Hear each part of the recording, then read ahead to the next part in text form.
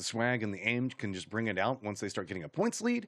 Or we might see somebody that realizes the fact that, hey, you know, all those elimination points, maybe a sniper rifle could help with that and be on the hunt for trying to pick up a point here or there.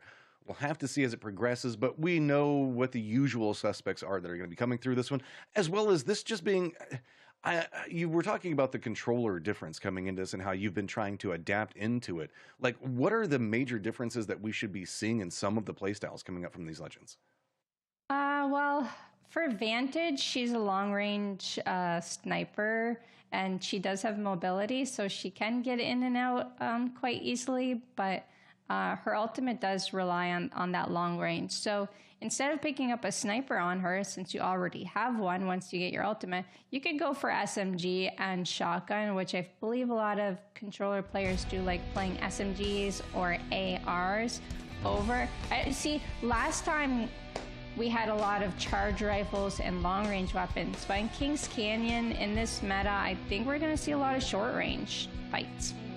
Yes, that is what I enjoy. Get up in the face, use the movement capabilities that Apex Legends provides, and then just get up in there. Try to get your elimination points, and I don't know, there's just something visceral about a close range fight in Apex Legends because everybody is flying all over the place, and really it's all about aim and control and really how you want to navigate moving into that. So when you look at the map selection, girl, I think that you are 100% correct. At least I'm hoping you are anyway, because you're already starting to get me hyped. Yeah, I am excited, and to be honest, we might see a lot of contests off drop as well. I know prior in one of the biggest maps in Apex Legends, we did see a couple contests because a lot of people like to go for those elimination points early. I'm actually really surprised by the amount of cryptos on this map that I'm seeing.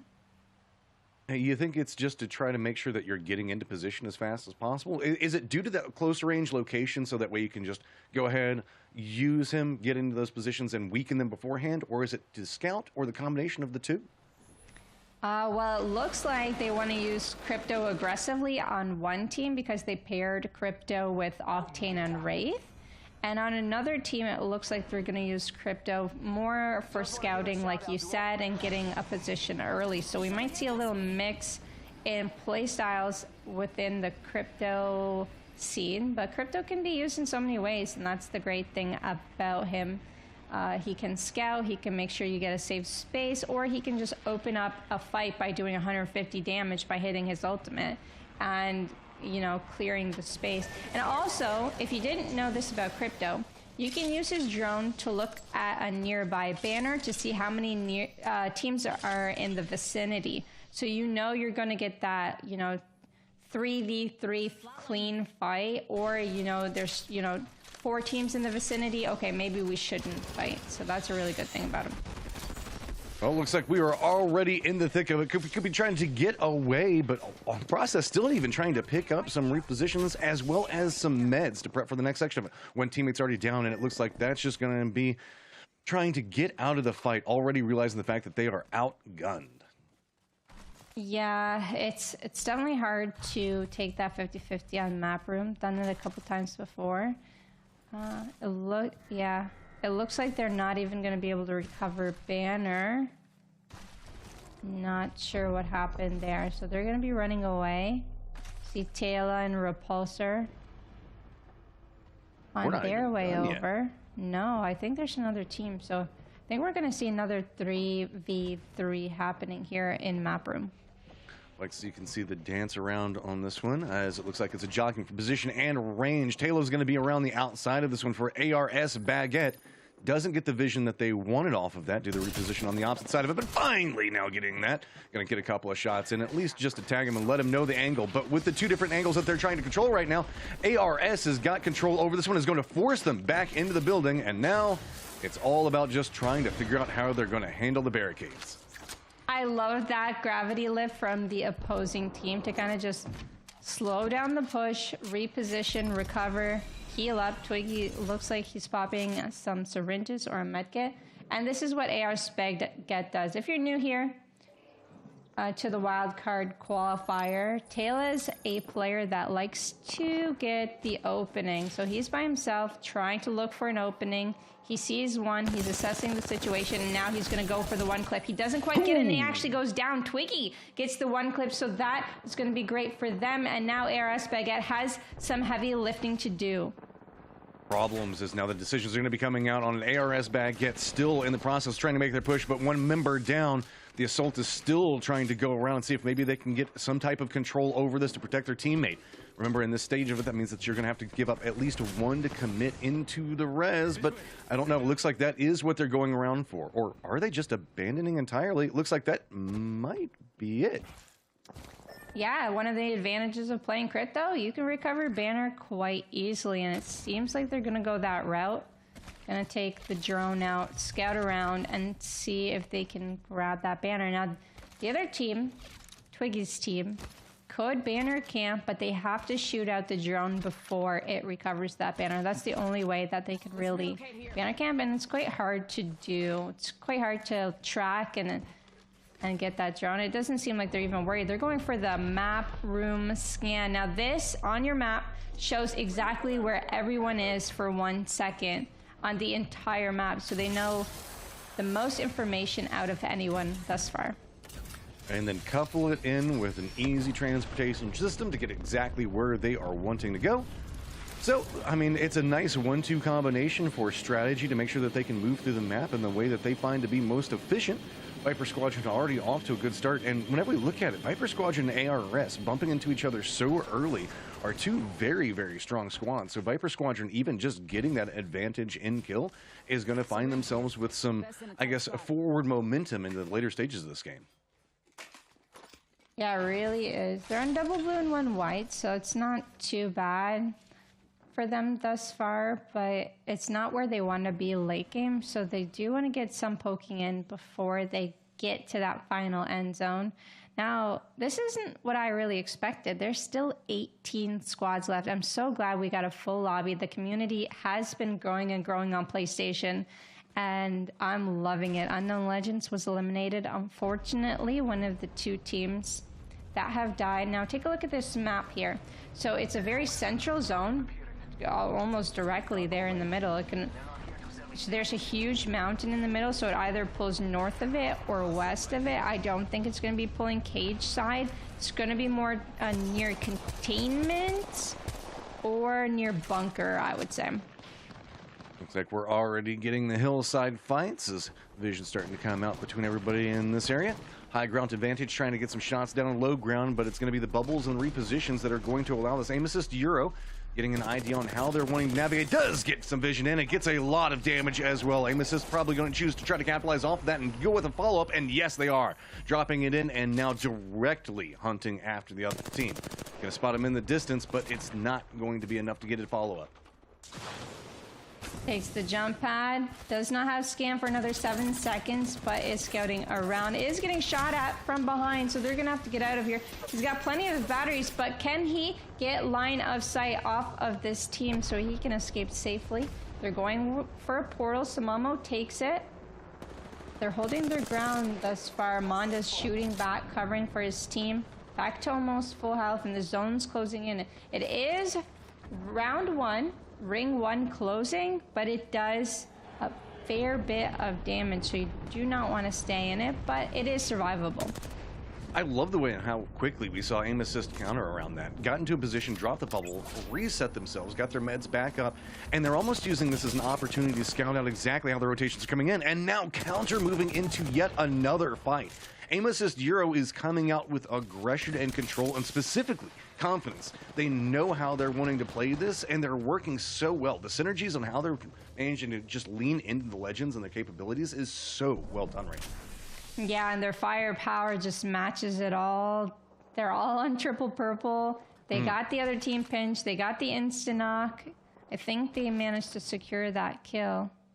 Looks like a couple DCs there on the map, fortunately. But Samamo scouting up with Wraith. Nice to see Wraith back.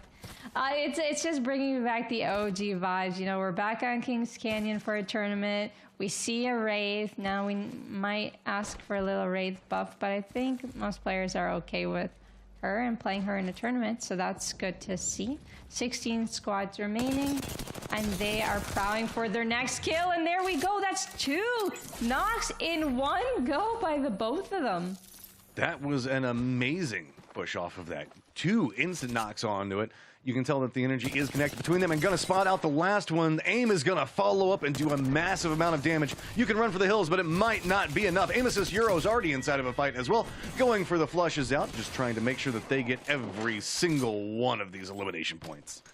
And that was AXFF eliminated in under 10 seconds or so. Unfortunately, Dave was not able to get out. Those one clips were just so strong. Looking in, this is a lot of early game fighting and jockeying for position. This can happen sometimes in these qualifications rounds, is just making sure that you get the feel on rotations. Clippers now looking uphill. Looks like the fact that they realize that this might not be a fight to their advantage, so instead going to reposition and just shift away from it. No harm inside of that one, is trying to make the push up that hillside is often problematic. We've got the Pathfinder pick as well on their team. Pathfinder was old school picks today, huh? Yeah, a lot of old school picks. Pathfinder was one of my main legends when I first started, but I feel like I can't play Pathfinder anymore. I feel like I get one clipped way too often.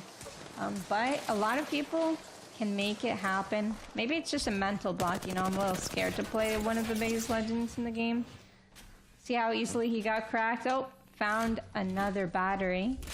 Luckily, on Edge of Storm as well. They got a beacon near Cage, but it doesn't seem like they're too worried about that or going central. Maybe they want to play Edge for now. Yeah, and with the circle about to come in, we're on one of the thinner sides of the circle, so it'll just collapse in and they can just run across this, pick up maybe some weakened teams, but you can see in the distance it's going to be Tila, I think, the rest of the squad. So not necessarily the weakest squad to bump into by any means. Don't want to overextend in, and especially this area that is oh so vertical means the fact that you never know where you're going to get popped from. So making sure that you're playing this slow, getting a read on how to move forward as safe as possible is going to be a lot of key in this. Yeah, and since everyone's trying to run into Storm right now, they could catch a fight happening on the edge. First, getting back together. I think they see something happening near Cage, so they want all eyes on that, and maybe they can snag a kill or two. Couple shots off, but not a crack just yet as the zone closes. They're checking both sides. They're making sure and they are kind of pinched right there. They have a Valkyrie to get out if they need to. And here they're about to find out that they do need to. They've got a long way to go. It's going to be near bunker side, as I said, on the west kind of no-name area north of Market. There's only a few chokes to get there for most teams. The choke near Cage side, it's going to be hard to get into if it is being guarded. A couple of the north teams can take in between that mountain, that path, and then everyone else is going to come in from the south side. Let's scope this quadrant out here. This is, with those choke points and the way that you're having to navigate the way the mountains move through here, your options become quite limited. You're going to potentially see some gatekeeping coming out of this. I wouldn't be surprised if most teams don't opt into a strong gatekeep and maybe a longer distance away to see if they can get some more out of it. But Viper Squadron still just down to 2 at the time, as Twiggy is not yet returned and everything's going to be going on. Finally making their rotation. Looks like they're just going to bypass the mountains entirely. Yeah, they have those 2 initial kill points that they got off drop on 2 different teams.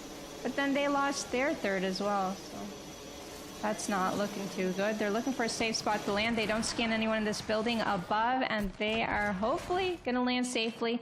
And they've got the spot, a really good spot, in fact, one of the topmost buildings in this area.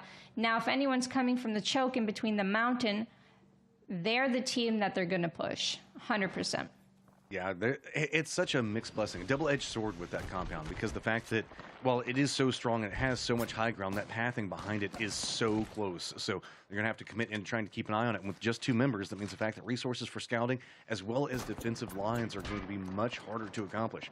Though, do note a lot of these teams are coming in quite weekend all considered. We have, what, 12 squads alive, 31 inside of that, so that means the fact that a lot of these teams are coming in pretty damaged.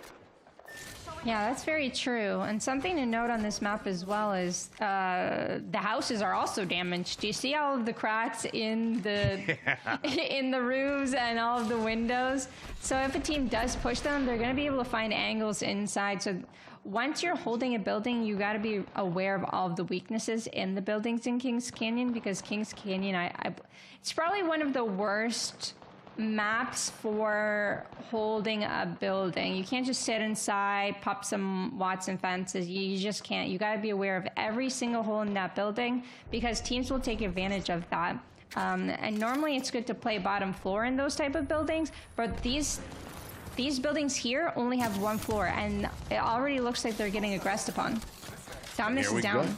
Yeah, aim assist Euros yet again looking like they were wanting to make a move into this. The north and western sections of the map are getting very, very clustered, and so that's going to make repositions just that much more difficult. Third, fourth parties are going to be popping off as we see the next sections coming in, as the circle is going to lean into the south for the next phase. So a lot of these teams that are going through those choke points in the north are now going to have to make a hard shift into the south in a very open area. Still have 12 squads remaining. Take a look at the map. We've got quite a few teams on the south side, and that whole area above them is a mountain. So they either have to fly above it or all go through the same choke around the right and to the left. And that's just going to be really tough for whoever has to do that. ARS Baguette, one of those teams, doing a massive amount of damage with the car. I love the car SMG on controller, but I don't know if it's going to be enough. He outputted so much damage, but he has to aggress upon that. He's got 2 of them to 10 HP. I think this is the last one, and he does it. He clutches it out. They got Taylor back. They got a recovery. They make top 10, and they got their first 3 kills. Man, that was a confidence play, realizing the fact of exactly what was going on. No fear, no reposition. Make sure to get your teammates back up, and specifically in the fights that are going to be coming, that is going to be absolutely massive. We do see that KZ has control over this zone, so as now looking around, you can see what they're starting to see and how many teams are trying to move in. That river is going to be the dividing line, or the line of demarcation for where a lot of the violence is going to come from. You have ROM plays that's going to be to the west of them, and that's going to be 2 different teams that are going to be able to hold the line against near on everybody coming from the north. I love the Venom names. I feel like it would confuse a lot of people in the kill feed. Look at that. I just like how they're all matching a little bit. Playing Gibby, going into the zone. They've got the highest point of entry into this choke, so they could actually play bridge if they wanted to, but they got to make sure no one's on that other side of this bridge. So they're going to walk in slowly. They have a team across them. ARS Baguette on the low ground in one of the worst positions, I would say. Now it looks like they're trying to move in underneath this team, but I don't know if they're going to be able to move outside of that. So they're going to go for the skyward dive. Are they going to get beamed out of the air? It's going to be hard to say. I think they make it out safely. I think the Bangalore dropped smoke right on top of them before they committed into the reposition, so they didn't see the fact that this was about to go down. Now, they did manage to make it inside the zone, but you can see peppering shots are going to be connecting. Already pretty low on life, so Taylor does manage to make it in position. But it's going to be very contested. ARS Baguettes, while they did a great job a second ago, now finds themselves very on the receiving end. We Don't Play just comes in with full-on authority and should be able to get their res as well. I love that authority from them. They noticed that the team coming in was low, and they weren't going to give them a second to breathe underneath them. They were like, if you're not going to pay rent, you're going to get out of here. And that's what they did. They shoved them on out and got a couple kill points for themselves. So that was awesome to see. Now we're only down to 5 squads left. This is going pretty darn quick. And KZ has the only building inside the zone thus far, so everyone does have to make a rotation near them. There is that little shed building as well, but I don't know if there's that much room to play. They might have to start giving out rent in here. Otherwise, they're going to start a huge fight if someone does take this building. FFE is coming into this very strong and with a lot of vision and capabilities, so we'll have to keep an eye on how they're wanting to navigate this. They are up in the northern, so they know the fact that they're going to have to make a move across the river, across that wide opening, And just right now, seeing if they can just get more damage or maybe some more knocks. And that one was pretty close. But FFE, you can see, in control of the high ground, to say the least. I hate that when you're going for a Kraber shot and you take so much time to just line it up. You have it completely lined up and then they just sidestep the moment you shoot. It's like the unluckiest feeling with Kraber ever in Apex Legends, but it happens. And that's why sometimes you just gotta go for it. But sometimes when you just go for it, you're just like, oh, now I wish I lined it up. You know, you can never win with the Kraber. But they do have this team gate kept, so the R301 will do just fine. No way, Figo. He knows there's one still behind that bin, but he lost his teammate behind him. He goes for the one clip, almost does it. He's out of arrows. He's out of bullets. That might do it. Oh, it didn't do it. He didn't get him in time. His teammate's in danger, and he needs to help them. They're both going down. Now he's the last one remaining on his team. He's got nowhere to play. Is this bin in? It's not in. He's going to pop this battery, but... oh! He found a spot. Half of the bin was in. Half of it wasn't. This is good. But the cost of that rotation was massive. The opposite side to the south just had such a killing line onto him. And you can see it's going to be KZ that's going to be looking down into this. K-Don's now just harassing anything that moves. They've done such a great job of defending this up for so long right now. So having to keep an eye on it. There is still the main problem that's going to be across from them. And then it's just going to be no way Figo still alive and just clinging, trying to use. I think that with the cover and the way that bin and the way it opens up is still going to provide overhead cover for him. Yeah, great cover, but in 20 seconds, Figo has nowhere to go. So unless these two teams fight before he has to rotate, it's not looking very good because every team is lined up for a shot. Does he give the kill points to we don't play, or does he give it to the other team? That's pretty much where we're at right now. I mean, there's a world where he just might opt into giving it to the zone because there is both sides beat it down on him. It looks like he's just going to try to make the move, and he's going to go down. In the end, it was going to be Dark that picks it up.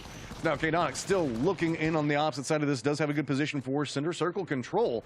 Looking on the opposite side of it, see how the move's coming in, but I like this play low, and it doesn't look like KZ had any idea that this was coming. Jump pad's going to be coming out. Tons of utility now being tossed into this. Is it going to be enough to at least get the knocks that they were looking for? No, instead, we don't play has one of theirs go down, and now it's a dance around this low ground position. Just think if they can connect enough damage of it, but it's going to be another one that's down. K-Don still sitting on 2 up and full control of this in-game circle. It's a 1v2, but that doesn't mean it's impossible. They do have double reds. It looks like it's going in their favor. Kato Z, they had the building. Now they're going for the last and final kill. Are they going to be able to catch him, or is he going to escape? He's got nowhere to go, and he does get eliminated. Kato Z, the first team winning the first game in the Wild Cards qualifier. Picking it up. That's a old. We're talking about going back to Kings Canyon. That's the way Kings Canyon always felt. The verticality, the necessary requirements for just trying to navigate a circle that ends up so compacted due to the choke points it's its own beast. And I mean, I don't even know how many times I have that same feeling as what we just saw in that last game of just getting the compound, getting control, and just enforcing it on the rest of the lobby. And it all started early, you know. They got that building early. They held it. It was solid, and they got to kill everyone around them. No one ever ended up flying on top of them. Besides that last team, they tried using the gravity lift. It was really close. They lost one, but they weren't able to really do anything else. They had to get the knock when they got the crack. Otherwise, it was that 2v1 situation, and it was just too tough. Yeah, I mean, I love just trying to navigate the aggression that this map creates. You can see that we got early drops and just the mix up in it. That's going to be part of dealing with in a qualification stage, is going to be vying for those strong positions early, and that was exactly the theme of the early game. Amos Zero, they were stomping earlier. I don't remember what placement they got, but they definitely got some kills, and they were beaming. Definitely ruined some team's days here with these shots. They were amazing, incredible. They both one-clipped someone on the roof at the same time, and Dave was not able to get away. Clippers here. Good shots from far, and then ARS Baguette. This is Taylor. He got recovered, and then he goes for this clutch. Take a look at that. He puts one down. He cracks one, and look, 64 damage from this angle. That is insane. That's just such a sneaky play to use the terrain of that drop down to provide a cover as well as a sight line back into a strong angle of defense. It was just so like technical coming out from this. Like, see, he steps away and then gets the damage in to make it to where follow up. That one move turned the capabilities of the fight, and then it just became a chase after that. Yeah, honestly, really hard to think on the spot when you're doing something like that. And this is what I was talking about. Take a look at all of the holes in this map. That is exactly what I was trying to say earlier. It's so hard to rat with all of these scan legends. And you gotta look that up. You gotta YouTube some rat spots, because I did see some last night on the YouTube. I mean, you talk about it. The way that these shacks are constructed, there's just so many unexpected angles. And even add in the verticalities and the jumps, the movements, the map itself. Just look at how high we see some of these teams getting just to make sure that they can make the moves in. But it's still going to be KZ who did such a great job of handling the aggression that was thrown at them. They were the aggressors, they were the defenders, but at the same time, they just took control over everything. So at the end of the day, that's going to be how they end up with that victory, no matter how else you want to dice it up. Just a solid play coming out from KZ. Yeah, I'm not sure if We Don't Play actually hit that Horizon ulti. Maybe if they hit it a little bit differently, the fight would have played off different. But okay, 16, 15% shot accuracy. They did a lot of fighting indeed. Pretty much all over 1,400 damage and nearly a 2K for Pegaso. And how many, oh my goodness, look at the amount of kills that they've got. That is a big pickup. The defensive line that they were managing to hold a walk away with, I believe, a total of 13 kills. Look at that damage spread as well. Everybody being involved in the firefights. That is going to be a big game for them now, like 25 points perhaps. That's a great start for the qualifiers today, and that's a great lead for that $600 prize if they're able to catch it later on. But well done. These stats are amazing. I mean, just all around. Even whenever we look at it, just one revive given shows the fact that they were doing such a great job of just holding down and making sure that they controlled the fights, that they only had one knock with all of those kills. That is just absolutely absurd, as well as having a 9-point lead over We Don't Play, who did manage to walk away with 7 kills. FFE back behind them 7. Aim Assist Euro only got 1 placement points, but man, 9 kills saved their points per game inside this round.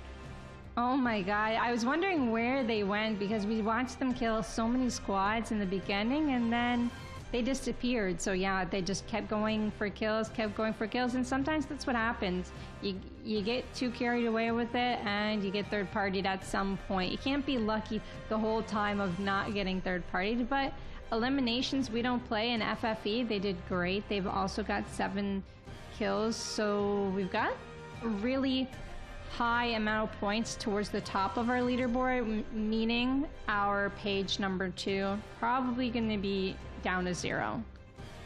Yeah, not a lot to be had over here. A couple of 2s, a couple of 1s. Bavarian Elite and Unknown Legends couldn't quite manage to make it work, but do note the fact that they were both playing with just 2, so that made it fairly difficult, all considered. I mean, this is just the first round. Still, we've got 4 more that are going to be after this one, so don't count out anything. You can see the fact that big games can happen for everybody, and it's really, like we talked about just a second ago, keeping up points per game, making sure the fact that you keep your average points up. 1 bad game sucks. 2 bad games is where it gets very, very dangerous. But remember that in addition to the overall money, we do also have the fact that there's going to be some position points available for the championships. I also want to point out that whenever we're looking through everything, if you saw this and you're like, hey, I can do that, and I think that I can do it better, well, you can. Don't forget the fact that we do also have compete.playstation.com, where you can sign up and get involved, grab some of your friends, just jump into it. And if you don't have any friends, just pop on social media, ask around. There's tons of Discord, tons of places that you can find ways. If you want to compete, there's no excuse to not get involved. Yeah, absolutely. And it helps, like, once you get your fears out of the way and you get confident and you play in a lot of them, then you start to get better and more comfortable. And no matter what tournament you get into, now or in the future, I'm sure you'll do great.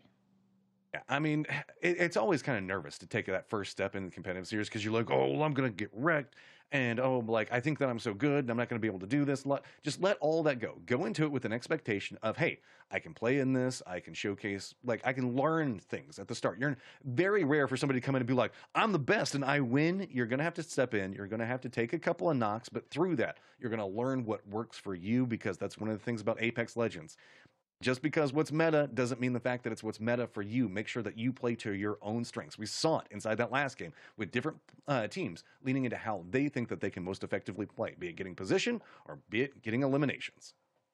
Yeah, and every game you play is a learning experience. I've lost True. many of games in my life, which is why I've gotten this far, right? You can't just be the best in the beginning. And every lobby, every tournament that you play in is going to be different. It's a battle royale, so every lobby is going to play differently. Some of them may be more passive, some of them may be more aggressive. So you always have to adapt in the situation you're in.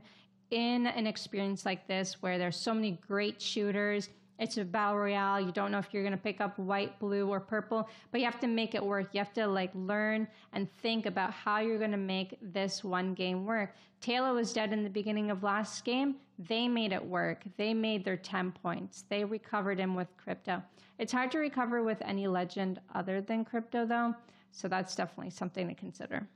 Yeah, win the fight or maybe try to sneak your way through. But as you said, there's not necessarily the easiest rat rotations coming out from this. So even just trying to sneak up next to a building where a teammate could have gotten down, suddenly you're getting shot through the floorboards, and that's going to be two things that now need to be rescued instead of just the one. We are going to be moving into our next game in just a few minutes. We're not even going to be taking a break. We're just trying to line up the action as quick as possible. So we're just trying to move into it. So we didn't see any advantages, really. We just saw a lot of Crypto lean in, and that's no surprise. I mean, first game, making sure that you can get the information, play it safer, and really, again, lean into the unknown factors that can happen. While we do see some repeat names that are coming into this, there is still a feel that has to come out in those first couple of games. So no surprise in that. Are you seeing any things that you're wanting to keep an eye out moving into game number 2, girl? No, I'm surprised that the games went, the game went not slower. I wouldn't say slower, but everyone was watching their life.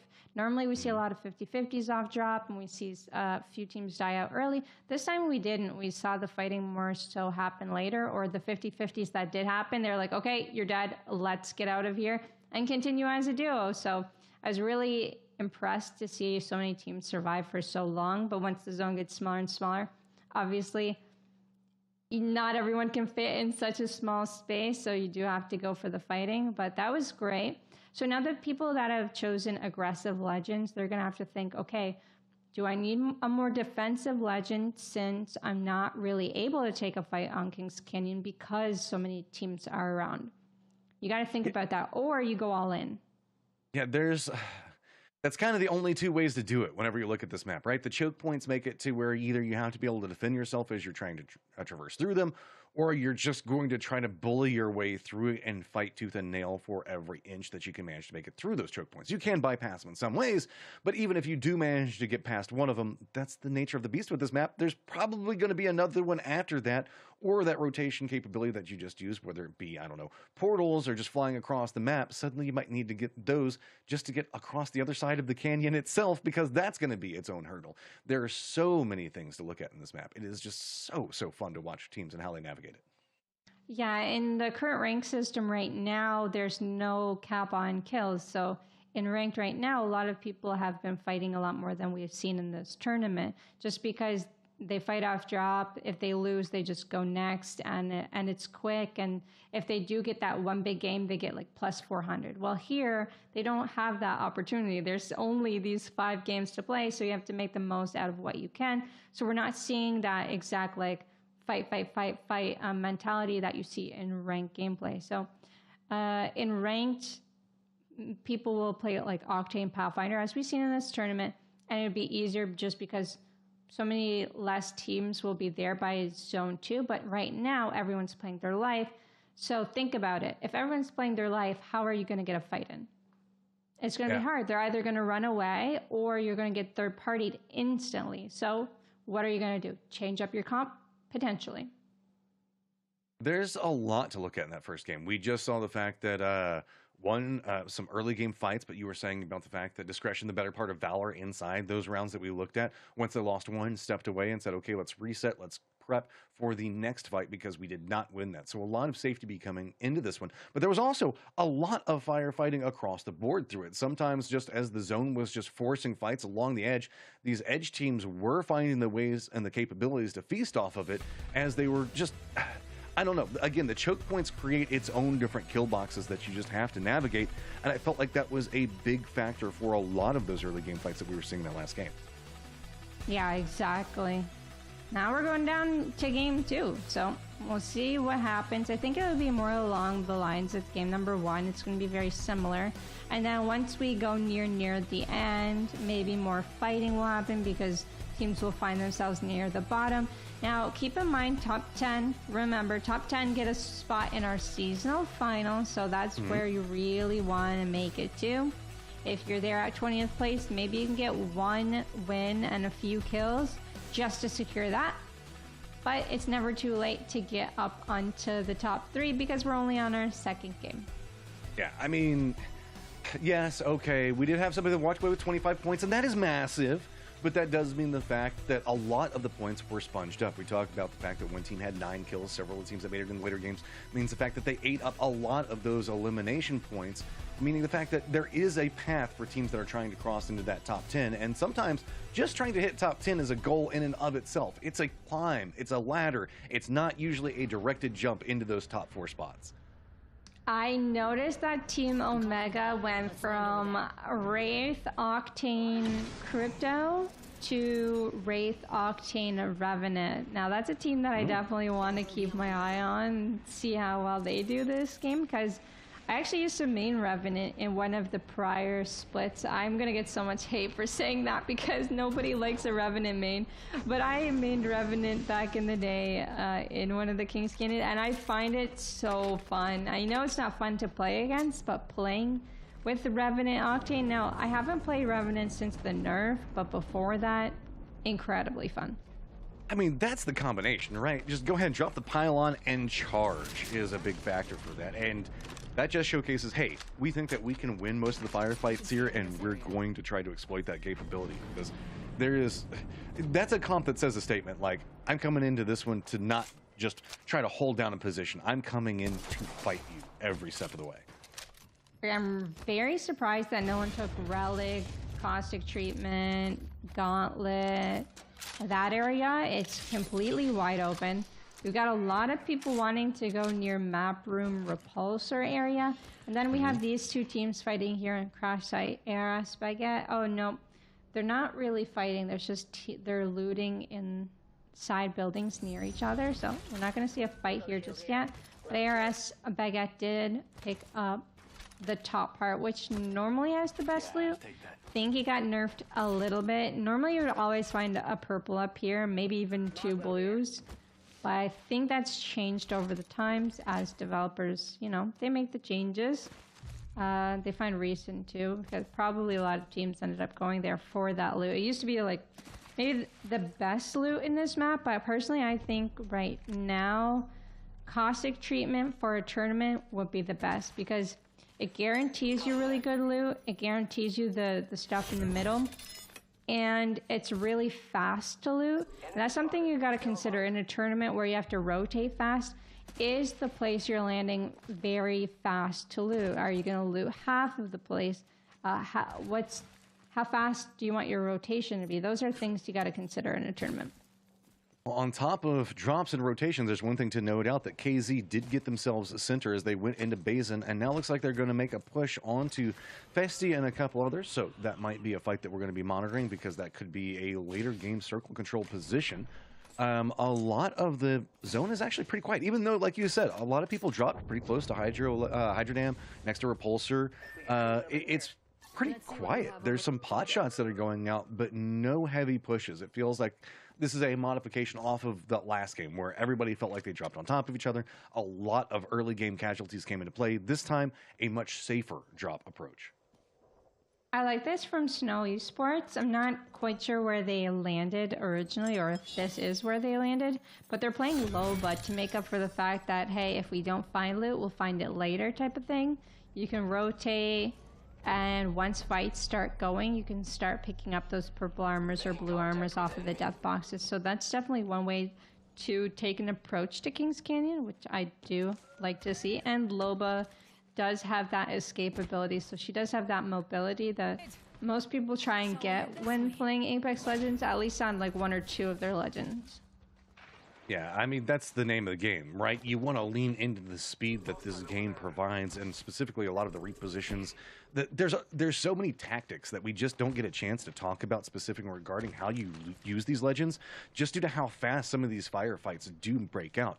And there's so many small details that go into comp, and specifically what you're rolling out, what legends you're using, what your win conditions are. As you can see, even We Don't Play is aware of what's going to be going on right along the zone wall, but aren't in the biggest of rush to like capitalize off of it. Instead, use what they've got, use defensive line, and wait for people to come to them, or at least get vision on people going on a road. That works too. 36 Flash Crystal is lucky as they survive with 50 HP. They'll be okay for now. Zone's closing in, and when you're on this side of the map, forgot where the map was closing or Bell, but they might have a long way to go, and they're on the very northwest, corner of the map. So something to consider. Do I want to fight this team or do I not want to? And that's the great thing about the zone. Personally, what I think about the zone being extra damage is that people actually won't sit in zone, fight you for 10 minutes, and act like everything's all right. Now they actually have to consider, do I have the meds for this? Am I prepared to take a fight? Should I get into the zone? Now there's, the repercussions of your actions. I think we've got some positions that are going to be held down very far to the, I believe this is the northeastern area around Basin, the way that we're sitting. So we did see some teams step away and look around to see what was going on. We talked about KZ did drop here and then move to the south. They're caught up with about 4 teams right now. But AXFF did move into this position right now and are doing a good job on just trying to harass. They're going to be right on the edge of this zone, and there are some terrain pieces that they're trying to play from right now, but really it's just about the harassment. Waiting for that charge rifle to connect. It keeps getting close. This is the team last game where we watched 2 of them insta-drop. This is that team, and Dave tried to escape but wasn't able to. So that's something that's definitely on the back of their minds is, hey, do not stand still for a long time, and make sure if you take a bit of damage, don't ego challenge them, because these players in this lobby are really good mechanically, and it's not something you just want to take to the face. You got to make sure you're always healing, always staying at top health. Otherwise, you could potentially get one clip, even from a mile away. You got to throw out that respect. You never know where the next team's going to be coming from. Even if you think that you can beat the team that you're fighting right now, there's always that third party that could be coming. You can see that we're still watching the Charge Rival get in some damages. There's not too much action. I think that there's the potential of maybe seeing some rats bump into each other, but that's about it. No big, fast pushes coming in right now, as it's really just kind of jockeying for some position and vision. Feels like that's what so many teams are fighting for right now. Yeah, I've seen a couple end zones here on this map. I've played one exactly where AXF, like north of where AXFF is. I've also seen one near the choke, near capacitor side as well. I think there's a variety of end zones here, but everyone should be rotating in. There's still 16 squads left, and as the game goes on, it's going to be harder and harder to get a spot. So Snow Esports still on double white. They're looking around. They don't have any scan legends, so they're checking every single corner that they can. I don't know if they lost someone and they're looking for someone, or they're just looking for more loot because they don't have the best loot. Something I would recommend to a Loba team if I were their coach is go to end zone. Once you're in end zone and people start fighting and fighting, even like in top 10, then you can start stealing their armors. It's better than looking around looted spots that are already looted and picking up scraps, because you have such an incredible legend able to just bring you back from the dead, basically, like from no loot to fully kitted. It's good to get a good spot with her. Watching this as rotations are kind of stacked on this section of the map, but sometimes portals can get you around into different areas. It looks like that's going to be what they're going to be opting. Just try to bypass the, I guess, the stack of people that we're going to be going over here. At least it's going to be Online Kipper that was below them, I believe. And now Snow Esports is going to have their pathing, and they're going to land pretty close to Remember M4. So I might have to be careful about that, but it looks like they are aware of it whenever they made their landing. Yeah, they're actually going aggressive on the one legend that they saw split away from their team. Psycho made the grapple forward. Loba used her bracelet to go forward. Psycho's gonna zipline up to see if he could get an angle or some vision. I think he spotted one there to the left. And they are going to pounce around them and push him into a corner. But remember M4 with the one clip, R301. Psycho does, in fact, regret it, but remember M4 does go down as well. So now it is a 2v2 situation. Can they get that armor swap? There's purple armor on this wall. I should be able to get it. Ghostbusters getting shot from so far away from artillery. Yeah, there's two other teams that are now on a directed hunt into this and are very close. A quick jump in coming out. It's going to be Virtual on one side of it, and that was a quick exploit coming in. But guess what? We're not quite done yet. There's still another team that's going to be back behind this one that's going to be eyeing it. I believe it's RGB that heard what's going on, but they have to be careful because they have another team that's going to be back behind them. This one choke point has provided a lot of teams in eyeing the area around Tree. Yeah, and FFE is just on the other side of that mountain, so they could be in there in just about a second if they wanted to, but they're actually going to craft, and they have the seer capabilities to scan around to make sure that they're not getting shot at while they're crafting there in the open. So they're going to be safe for now. As you can see on the map, it is pulling north. We have the zone closing. Online is still online, playing as a solo, and take a look at this. It pulls up north and north and north. So the team on the west side of that small circle, Force, Twiggy, and Dominus, they're going to have the high ground. They have like a bit of an edge on every other team. But I don't believe it actually pulls up towards them. But who knows? You know, this is Casey. This is tournament day number 1. Sometimes I'm bad at predicting, but it could pull onto the building right underneath them. The way that they've got that hillside, we'll have to see how that lines. We don't play finding themselves in another fight, and they do not play. They are wanting to finish this one quite quickly. I love that. Take some shots, step away, let your teammates come in and follow it up. Getting some airtime, tries to spot through, but can't quite get the damage that they were looking for. Spotting them up on that top, still not managing to connect in the shots. That's going to be kind of a tricksy shot to try to hit with all the jump pads coming into play, but just cannot follow them. Finally going to run out of jump pad, and it's just going to be a low ground fight.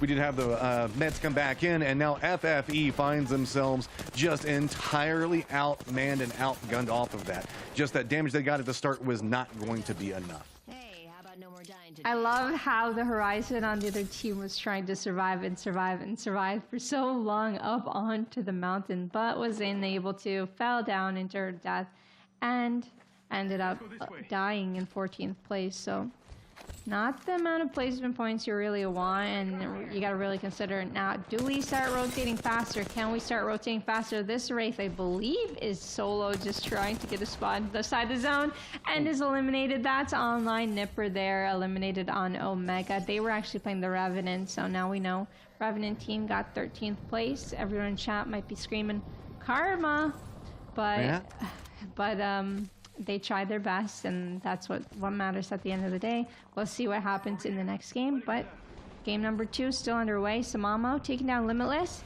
Brotherhood was eliminated as well, I believe. That was by Samamo and Carlotes and Eras Baguette. They're not in a bad spot, and they could fly in late. They're a very exceptional team, so I'm not too worried for them. Yeah, there's nobody around here. They were doing a good job on gatekeeping out. This is a choke point where several choke points combined, so they were just trying to capitalize off of that. Meanwhile, here come our tail end rotators. We can see that this is where all the action is really brewing. This is going to be that northeastern area that we were looking at beforehand, with multiple teams all up on top of each other and more information starting to get found out. Outlier teams that are playing on the edge, really not bumping into too much. We've got KZ that's going to be over there. We were just talking about just a second ago.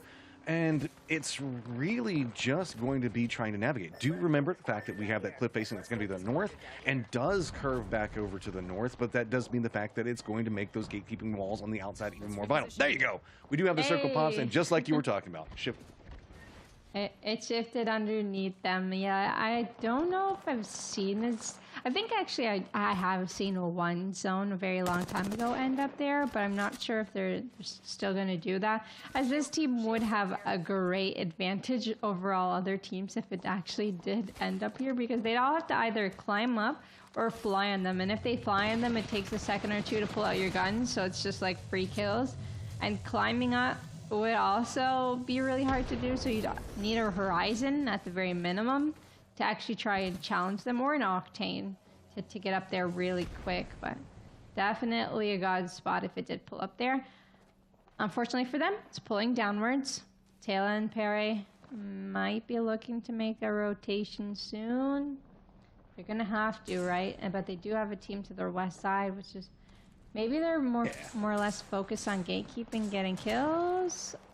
These two have been taking some shots at each other for a while. I think it's just trying to separate and use the wall. It looks like Taylor's actually leading a path over here, and they might be a little annoyed after taking those shots, because now they've moved into aggressive spot and could catch them on rotation. We'll have to keep an eye on how that's growing.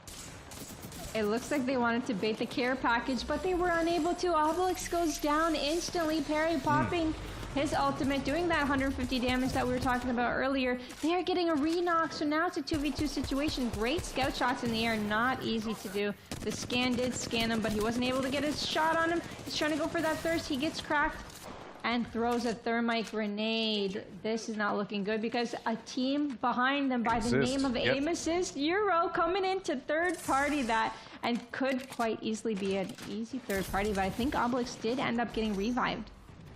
Now just trying to figure out how to handle this when you can see ARS Baguette realizes that they've got a threat to their east, and while they were trying to gatekeep, now find themselves heavily pinched. Trying to cycle down to the south, it's going to be a counter move on the other side of this one, so now no matter which way they move out of this cover point, they're going to have to contest. It's just going to be aim, and the aim does show up for them. They hit the shots and now could have themselves an opportunity to move. It's going to be the opposite team that they were trying to gatekeep a second ago that's just going to move in ahead of them now, as they do have this area that they can hold in the high ground for right now. They're trying to creep in and see if it's just going to be enough to keep them in zone, and it is.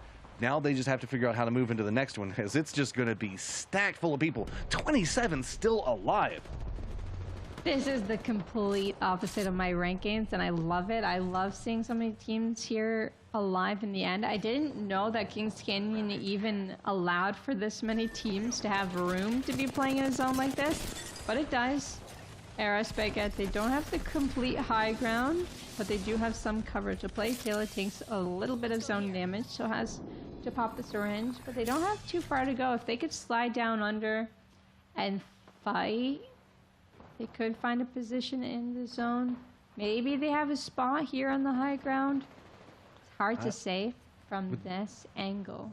With Dominus and Forsey back behind them trying to force something, no pun intended, they have to be very careful on how they're holding this. Twiggy has also got a position that has an angle in, so these high ground areas are hazardous while this mountain still stays in play. Aim Assist Euro going for the opposite side and just going to be playing entirely underneath of a compound to try to break the sight lines from everybody that is going to be in those high positions. We still have 1, 2, 3, 4, I believe 4, at least maybe 5 teams that are trying to sneak their way into this one, and options are getting more limited. But due to the verticality, due to the way that this is pathing in, there are some areas that you can make an assault into, and you were talking about beforehand, there's a lot of these teams that are creeping in here and now suddenly found themselves with some roommates that they were not going to be expecting. Well, they're definitely taking the garage, or the outside of this building anyhow.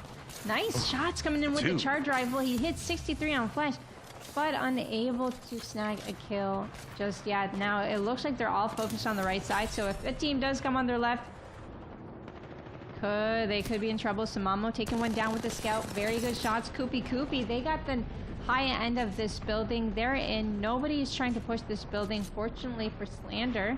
Slander gets some free shots away, but they do realize and recognize there is a team underneath them. Now, we do have one team playing that high ground still. That's Obelix, Taylor, and Perry. It looks like they're low, but they're healing just slightly. I think they might actually be in. Great for them. Trying to get the separation out in the south means the fact that the north is getting more clustered. The firefights are going to be where so much of what's going to be happening at. You hear those shots. That's where it is all going on. Trying to make sure that they can navigate around this. You can see smokes are out to make it more complicated for movement, but it's just slowing down a lot of what's going to be going on. The north has a similar situation of what we're going to be talking about right now, but it's going to be Omblix. It's going to be Pear. Everybody else, they did manage to survive for long enough in that high ground that it has become the advantaged angle to hold.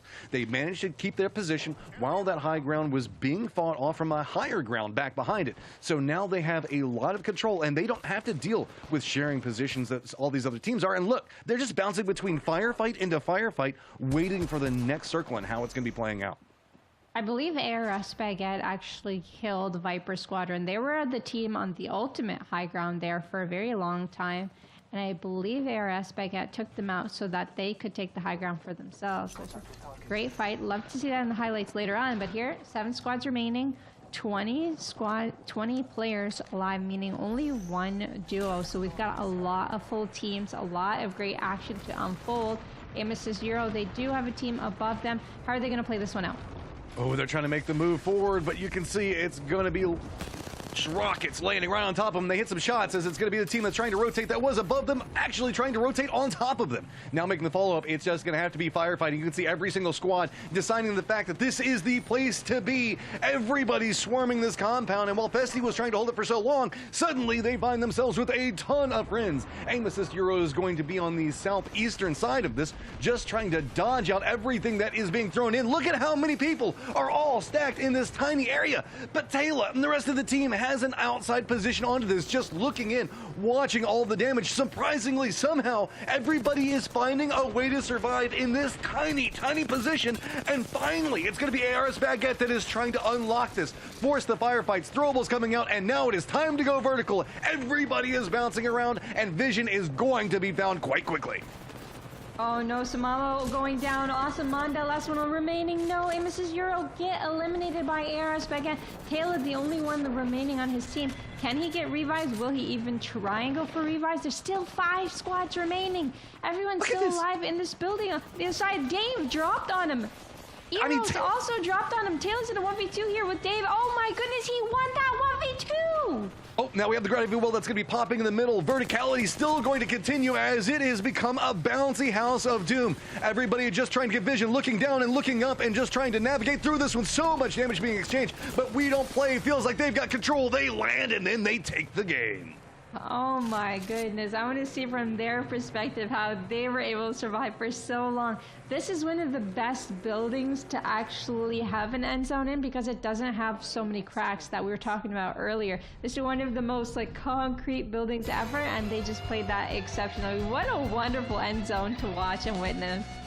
That was so nuts. I mean, okay, that building, yes, it was kind of small, but with all of the nooks and crannies in it and the things that are going around and all the different levels, there were so many teams in an area that should not allow that. And so finally, there was a catalyst that kicked off as the zone was just going to force people to move away, and it was just time to scrap. And scrap everyone had to do. It was absolutely nuts to watch and so fun. Yeah, it was such a solid building with so many levels, right? So that it had the top floor that you could play on, and then it had that second floor where there was an outside and an inside to it, so that it could hold 2 teams. Then there was the bottom floor, which also can hold 2 teams, and then there were teams playing outside of it, which is really incredible to watch, and I want to see the highlights of that. I feel to have to tell, just trying to get a res and get reset, and suddenly an army comes around that corner and there's nothing to be done. Snow Esports, we were seeing them earlier, it's just trying to navigate the west at the choke points, and then it's kind of the opposite of what we saw last time, right? The choke points in the mid game. This time it was more choke points in the earlier game, and then a very, I guess, vertical choke point heavy in game. This time around, it was pretty open, so everybody just leaned into a compound and building fight. Yep, and that's the perfect place to building fight. On most buildings, you can't really do that. This one, you can, and there's only a few of those on the map, so really nice end zone. Unfortunately, this Wraith trying to sneak her way into the zone gets one clipped or two clipped on her way out. That's Omega. They might have to rethink their strategy. I feel like they wanted to come in here aggressive, but unfortunately we're not able to. To the amount of competition, good competition in this. Everyone's there at the end. Look at how many people are in that building. I really can't believe Taylor. I think Taylor survived 1 second more than Dave and the Eros, granting another placement. We're going to have to see that in leaderboards later on. And the high ground. There's the ultimate high ground. There's another high ground. There's the inside upstairs. There's the downstairs. It's just crazy. Look at Taylor. Taylor surviving that, and watch this. 2 people following him. He's surviving. He goes for a punch. They get killed by the other team before he dies. I mean, and then look at this. It just goes entirely into gravity, jumping around everywhere. This was just, it went from everybody being compacted to suddenly taking up every bit of space that was around on there. Big game coming up, and look at this. Going to walk away with 11 kills as well as the placement points. Don't forget the fact that this is a squad that also just got second place inside the last round. Oh my goodness. They have been incredible. We've seen them a little bit in our last qualifiers. I'm so happy to see them here again today. Big shout out to the broadcast team for catching those highlights. I really wanted to see them, and they were awesome. Taylor just had that back angle, so was able to survive a little longer. Rom 3 kills, Namka 5 kills, and Dark 3 kills. So they got 11 kills. A very big game. Actually could catch them up there in the leaderboards. They should be in top 2, I would say, right now, right? Oh yeah, 100%. I mean, we'll have to see. Maybe they have stepped into this one. K-Don's got themselves the first game. We don't play got the second one, but we don't play did get second overall. I have to try to remember off of it. And we don't play do take first. The combination behind it, K-Don's, K-Do-Z. I always just want to say K-Do's. I don't know why. Managed to get themselves a good first game, but the second game wasn't quite as valuable. In fairness, how many teams were alive in that last circle kind of makes it hard to get placement points. Yeah, really hard to get in there. It is on the corner of the map as well, so depending on where you land, could be hard to get to. There's really only a few ways, and having a Valkyrie does help immensely, but you might not be able to get there first. So now we've seen 2 end zones, one more centered, one near the corner of the map. Aim Assist Euro, though, they're still standing strong in the top 3. ARS Baguette, those 2 ended up fighting it out there at the end. Taylor got a few more placement points. They got 8 placement points, 12 limbs, so they definitely do a great job fighting. FFE making it to top 5. Viper Squadron, I want to talk about them. They had the top highest point there, but they ended up losing their fight, unfortunately. So they got a lot of placement points, not a lot of kills, but they're still there in the top 10. Reminder that we have money for the top 4 positions, but in the top 10, you also do get the chance to go on to the stage after this. 10th through 19th place, though, are on the hunt for their own set of goals, just trying to get into that top 10. And yes, just a couple of kills will be capable of doing it. But if you think that you can get some kills, and you think the fact that you can handle an end game as crazy as that one, don't forget that you can go to compete.playstation.com, join in on the action, join in on the fun, and just get involved. It's fun to be a part of the community, fun to find out everything that is going to be going on inside this, and just be involved. You love the game, why not play it at the highest level? If you're playing inside of ranked, this is just the next evolution past that one. And I do have to say, everybody, it's been a fun first 2 games, but we got to take a break here in a second. I got to breathe. I got to get some water. Need to go to the restroom. I know you guys do too, but make sure you stay tuned in, because these first 2 games have already been phenomenal. Showcase of everything that can be shown on what the PlayStation can do for Apex Legends, and you know it's even going to get better from here. So we are going to take a quick break. Make sure you stay tuned in. See you in a minute.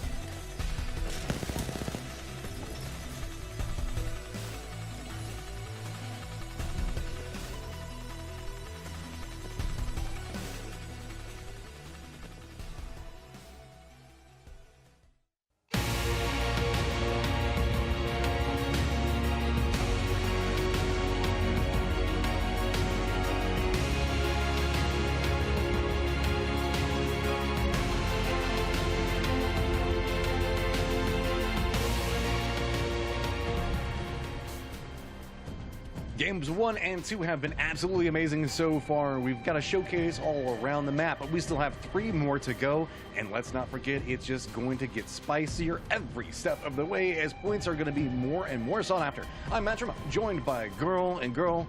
All right, 2 games in. I'm in chill.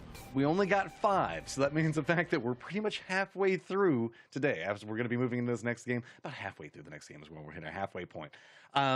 This is starting to feel like we're getting a couple of names rising to the top. Most notably, KZ and We Don't Play coming in first and second, or technically second and first. We'll put them in the right order. Yeah, so, yep, We Don't Play ended up surpassing Kato Z. And here we go, we see it, so by 9 whole points, which is quite a lot. I think the average in like ALGS is like 6 to 7 points per game for, to make it into the, top half. So having a 9-point lead is great. Aim Assist Hero doing great as well as ARS Beckett. A lot of really skilled players here, and unfortunately some teams that aren't able to adapt quite yet. Hey, listen. This is the first Kings Canyon tournament in a very long time. Yeah. So it's going to be hard to adapt and adjust and get a feel for the lobby. But once the day is over, then, you're able to prepare for the next qualifier if you're not able to do great today. Yeah, and I also want to give a shout out to Aim Assist Euro, who's playing in an entirely different way. A lot of the times we get this propensity to looking at the last circle, right? The firefights that are happening there and what's going on. Let's not forget, Aim Assist Euro is playing in a different style. They just killing whatever's around them, picking up elimination points the entirety of the way. Sure, position points are a thing, but I think that we saw that they have 4 across 2 games, but have 18 eliminations. They're taking their own path in this in-game, and it is 100% about points per game.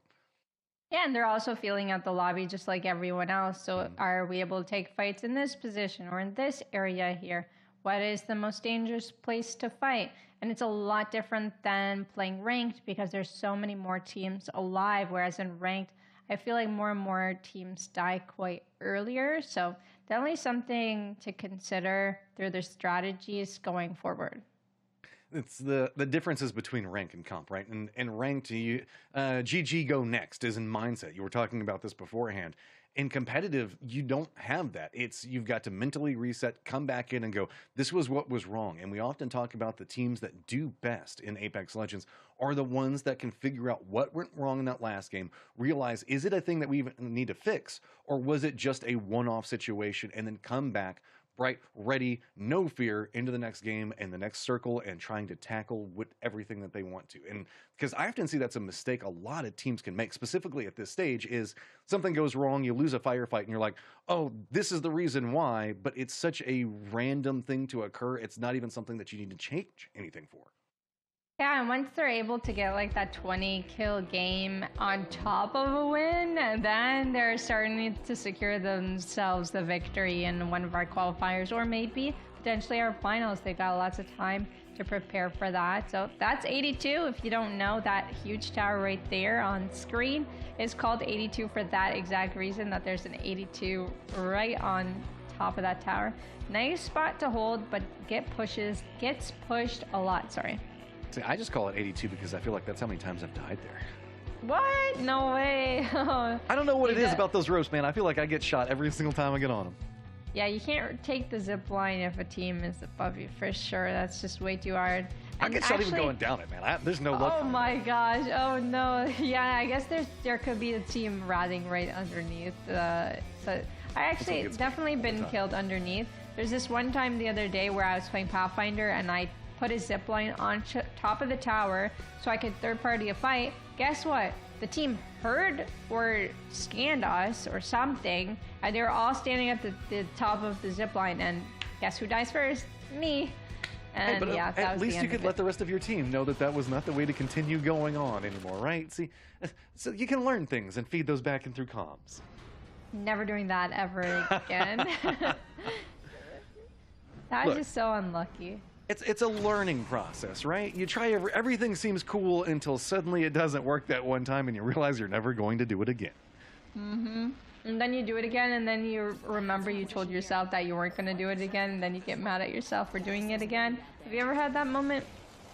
Oh, yeah, all the time. I feel like that's my reoccurring thing. Like, oh, Specifically, like I pick up a gun and I'm like, okay, I'm going to use it this time. It's going to work, and then it never works for me. That's me with Everybody the has a gun. hemlock. Yeah, that's me with the hemlock. I tried picking it up since it's like gold sometimes, and I'm just like, no. Next time I'm just taking the 2x off of the gold hemlock and putting it on any other gun. G7. Like, I'm just done with this. Here, you can have this gold. Just give me the vision on it. That's all I want. That's all I want. Well, hey, we were talking about the fact that we're taking a tour around Kings Canyon. Well, looks like that's going to continue as we're going to be moving into the south this time. Yeah, so we had that north one at Basin, and we had the middle one. And now we have caustic treatment. Last game, I think no one dropped caustic treatment, so it's really nice to see people starting to go relic, go gauntlet, go caustic. I think someone must have watched the VOD and be like, hey, we need a spot to land. Containment is actually free, and so is Cage now mid-map. It's being left wide open. Kato Z, they've lost a member, but Pegasus going to have to do the heavy lifting, gonna have to loot for his teammate until they come back. Maybe something to do is to drop a gun right on top of them and carry on looting again. Unless there's a team nearby, which there is. Oh, of course. Anytime you come down here, it feels like you're always going to find yourself with some friends nearby. Looking through, the west is going to get pretty feisty depending on how we see rotations come in. Again, with those choke points that are going to be happening to the north, we might see these teams that are playing around Gauntlet maybe make a play around Relic as well, which is just going to make it more and more complicated. KZ doing a good job on getting high ground up on top of this and getting in control in a very early fight. You can see it's just blues, it's just grays, not a lot of armor to be had, and now have to figure out how we're going to do the fights. Oh, okay.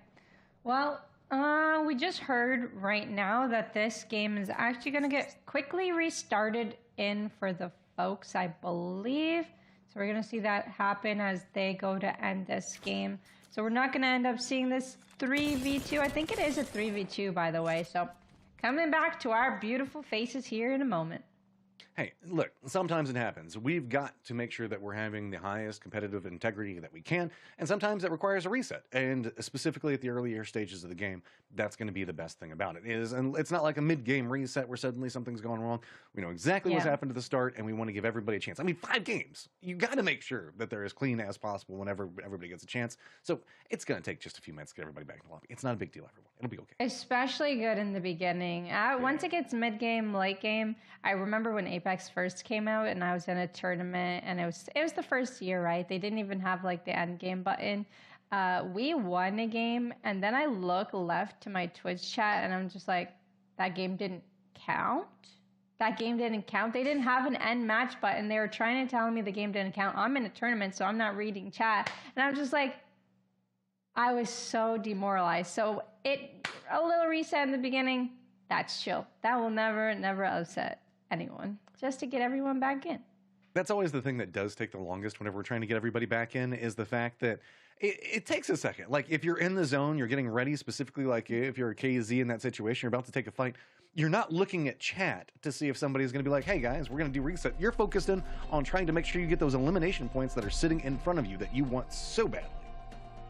All right, well, just to show everyone the standings if they haven't seen them yet. Before, we've got a 9-point lead in first place by We Don't Play, so by Mr. Namka, Ramo, and it's BR Dark. I always want to say Dr. Dark, but Dark. Does BR stand for anything, by the way? Battle Royale? It's Battle Royale Dark. I like that one. That's a good one. I'm going to make an assumption. I don't know, but that feels right. Yeah, that sounds cool. Kato Z, though, they're in second place. They actually won our first game. We Don't Play won our second. So they're in the top 2 there. Amos is Hero, very strong and heavy on eliminations, matching the eliminations of our first place team. Era Spaghetti, they're at 12 kills, 8 points, so they're more of solid on both ends of the stick. They go for placement, they go for kills, they try and get it both done. FFE, they've been doing great today as well with 17 points, not far behind. They could get up to 3rd place in no time at all. Tied with Viper Squadron, 5th and 6th, both at 17 points. And then we've got Clippers, Koopy, RGB, and AXFF team. Unfortunately, that team specifically, they got a little bit unlucky a couple games ago where they got one clipped on 2 players all instantly at the same time, which sucks, but you move on from it. It's a tournament. There's going to be more to come, so they'll be able to have a comeback either today or in the near future. Just sitting here looking, I feel like we might be losing Gryffindor this time, so I guess -5 points for Gryffindor for not showing up to the rest of these matches. And every single match, I would recommend that everybody make sure you play through, even if it's just 1 or 2. Sometimes the heart in and of itself can give you something, and you want to fight your way through. Now, looking through the leaderboard overall, it's just kind of it doesn't take much to get into that top 10, and that's one of the things that we keep wanting to talk about. I think 7 points is the tie line for 9th and 10th at the point. Just a couple of fights or just a position in getting into later stages. We've got 3 games left to go. And hey, look, I guess we are technically at the halfway stage now, right? Because we just got done with game 2.5 and now we're at game 2.51? I don't know. 2.51 it is. Matchroom 2.51 it is. It's Kings Canyon. It's game 3. Anyone can make it thus far. You just need one really big game to kind of catch up to at least top 3. That's where the money is. And it's possible. So we did see a south zone, but we might not be seeing that same exact costing treatment zone once again. So let's take a look at what legends these players decide to choose today. We saw Omega go Wraith, Octane Crypto, Wraith, Octane, Revenant, and now they're opting for a Seer. So they actually really think that having a Recon Legend, having a Scan Legend is going to help. Yeah, there's a lot of speed coming into this, you can say, whenever you're looking through. Making sure to get the information and make sure to get there fast seems to be a theme of what we're going to be looking at inside this lobby. Now, my question is, last time we saw a Southern Circle, are we going to continue to see new fun sections of the map, or where do you think that we're going to be headed to? I'm just waiting with bated breath. Let's make a big guess. Let's make a gauntlet. Let's make a cage guess. Oh, Nailed look! it. Nailed You're it. so smart. So smart. Oh, thank you very much. I just had this. It's the intuition. I tell people all the time that back in my day when we played FPS games, we used our intuition. We didn't have Scan Legends. Okay, maybe we had UAVs in COD, but yeah. All right. Well, that's all right. We're back again. Something's bugging up a little bit, but it's all right. We'll figure it out in no time. Let's talk about my past and my upbringing in video games. So I started gaming at a young age, and we're gonna skip the young age gaming where I can't even pronounce the little things that plug into the TV, and then you start gaming on those little machines. But we're gonna fast forward into how I got into PlayStation actually. So my brother came home with my dad with a PlayStation 3 when I was young, and I looked at Call of Duty and I'm like, that's not a game that I normally play. I normally played like Sly Cooper on PlayStation 2 or some story mode games. And he comes back with PlayStation 3 and Call of Duty, and he's like, give it a try. So I gave it a try. And that's kind of how I got into FPS games. I got addicted to Call of Duty 4, and now I'm here in another FPS game, casting for PlayStation. So that's really cool. See, I have to be careful on going through my path on how we get here, because you might have noticed there's some grays hiding inside of all of this. I promise you it had nothing to do with a very young addiction to GoldenEye and then therefore moving into Time Splitters. Time Splitters was like me and my friends' jam. We played that so much in the early days of the PlayStation. So it was, I still remember, what is it, the robot that has like the fish bowl hand or whatever it was, but that was kind of fun in and of itself. But I mean, looking through, Apex is my new fun because it's all about like the speed. I love the way that this game plays. It's just, it scratches an itch that kind of crosses everything. You were listening through a whole bunch of different games. Sometimes it's about just finding the one that fits for you. And I've got a couple of them that I'm leaning into now. And whenever I feel like I need to just charge into something and I want to make sure that I'm like bouncing all over the place and coming in from unexpected angles, it's always going to be Apex. I love the movement in this game so much. I've got way too many hours on Apex, and I just Yeah. started picking up controllers, so I'm having a lot of fun. I made it to Platinum yesterday. I think I've played 3 days on Oh, controllers so just played far. 3 days and just And, started picking it up and but already I but platinum. I already have a lot of hours on mouse and keyboard, so I still get all of the knowledge up here, just different input. The knowledge is the hard part, right? It's Yeah. figuring out how to handle the map, how to handle what's going on with the legends around you, and what your weapon preferences are. I'm curious, have you found yourself having a different weapon preference making the switch from mouse and keyboard over into controller? It's so hard playing long range weapons. Well, I actually did really good with the longbow, but for me, it's really hard to track long range with the R301 flatline on controller compared to MK. But I really enjoy the car SMG, R99, Bolt. I love SMGs on control. I think I pulled off like a 1v3 the other day in a building, similar to the one building where we saw the 10 teams in that one end zone. I think the exact same one, just in a different spot. And that was my teammates like, you got to stick to controller. You're like naturally good at controllers. So honestly, the hype has been driving me, so happy. So I want to continue. I mean, I'm just a sucker for an SMG in close range fights, in just no matter how you look at it. And so we were talking about this before, and we're old school. Like we did make the switch over to PC at a certain point, but we both got our start on controller setups and playing into that. I might have to venture back down that path and start trying to play some more on controller. We'll have to see. None of my friends will like. I don't think I have any friends that are going to be playing on controller. So we'll have to try to see if I can convince all of them to make the switch over with me and just see how that goes. I'd be interested to see. In the competitive scene, most teams like to have at least one controller player on their team. Like you've seen TSM pick up a controller player. You've seen NRG pick up a controller player. There's a lot of like big orgs that pick up controller players. So it is nice to have that one person that you can rely on to output so much damage. And we see it here in the tournament today, like one clip. They're just so talented.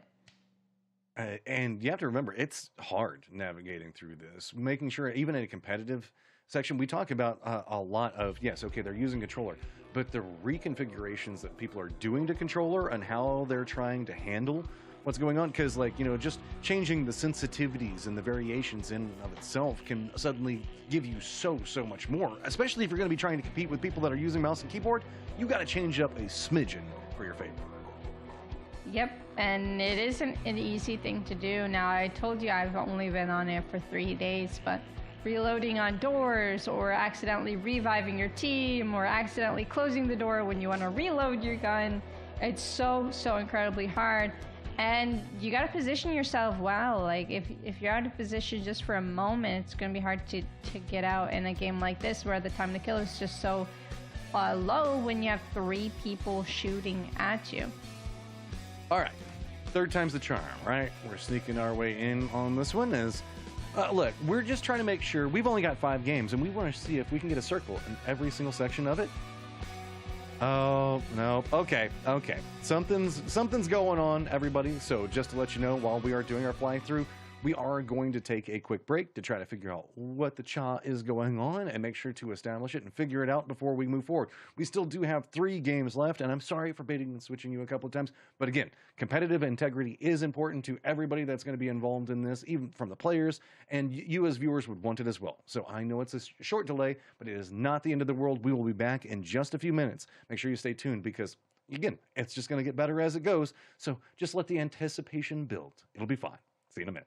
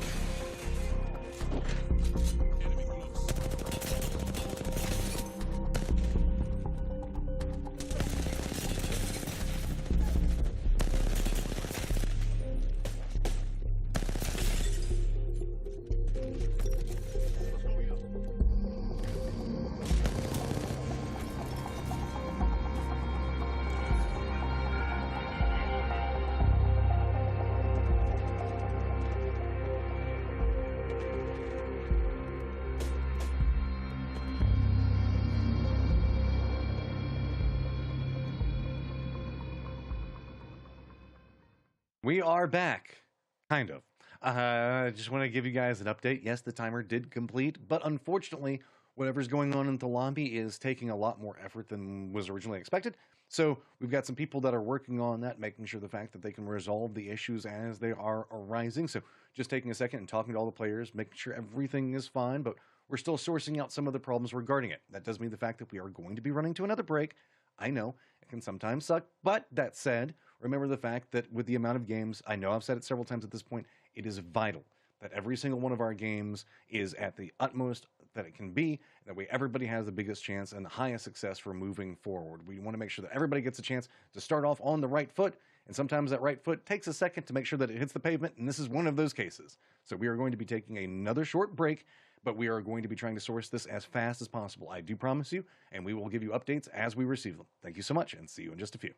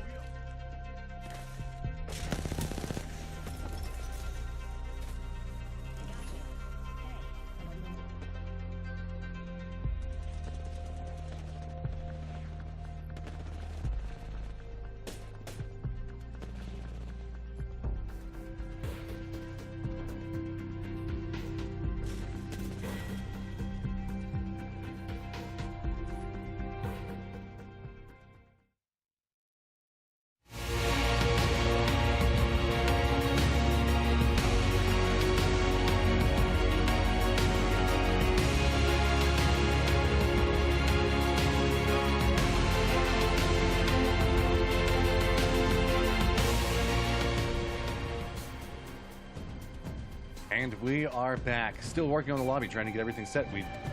We're feeling good about it, but we're not quite at a stage that we're going to be able to just be jumping directly into games. So make sure that we get that situated and lined up. Now then, as we're moving forward with this, we do want to just kind of give you guys a reminder. Already 2 games done, and let's be honest, the second game ending, I was all about. I'm hoping the fact that we get something like that whenever game 3 does kick off, because it's been a while since I've seen a game with that many players still alive in it. Yeah, true. That area is just so good for a tournament like this to happen. And to reiterate, our game number 1 winners were Kato Z, and our game number 2 winners was We Don't Play. Now we do have 3 games left to play out. Unfortunately, some technical difficulties you just can't prepare for. They just come like the weather. But yeah, standings. So we're gonna show the overall standings. 39 points, so they got a 9-point lead.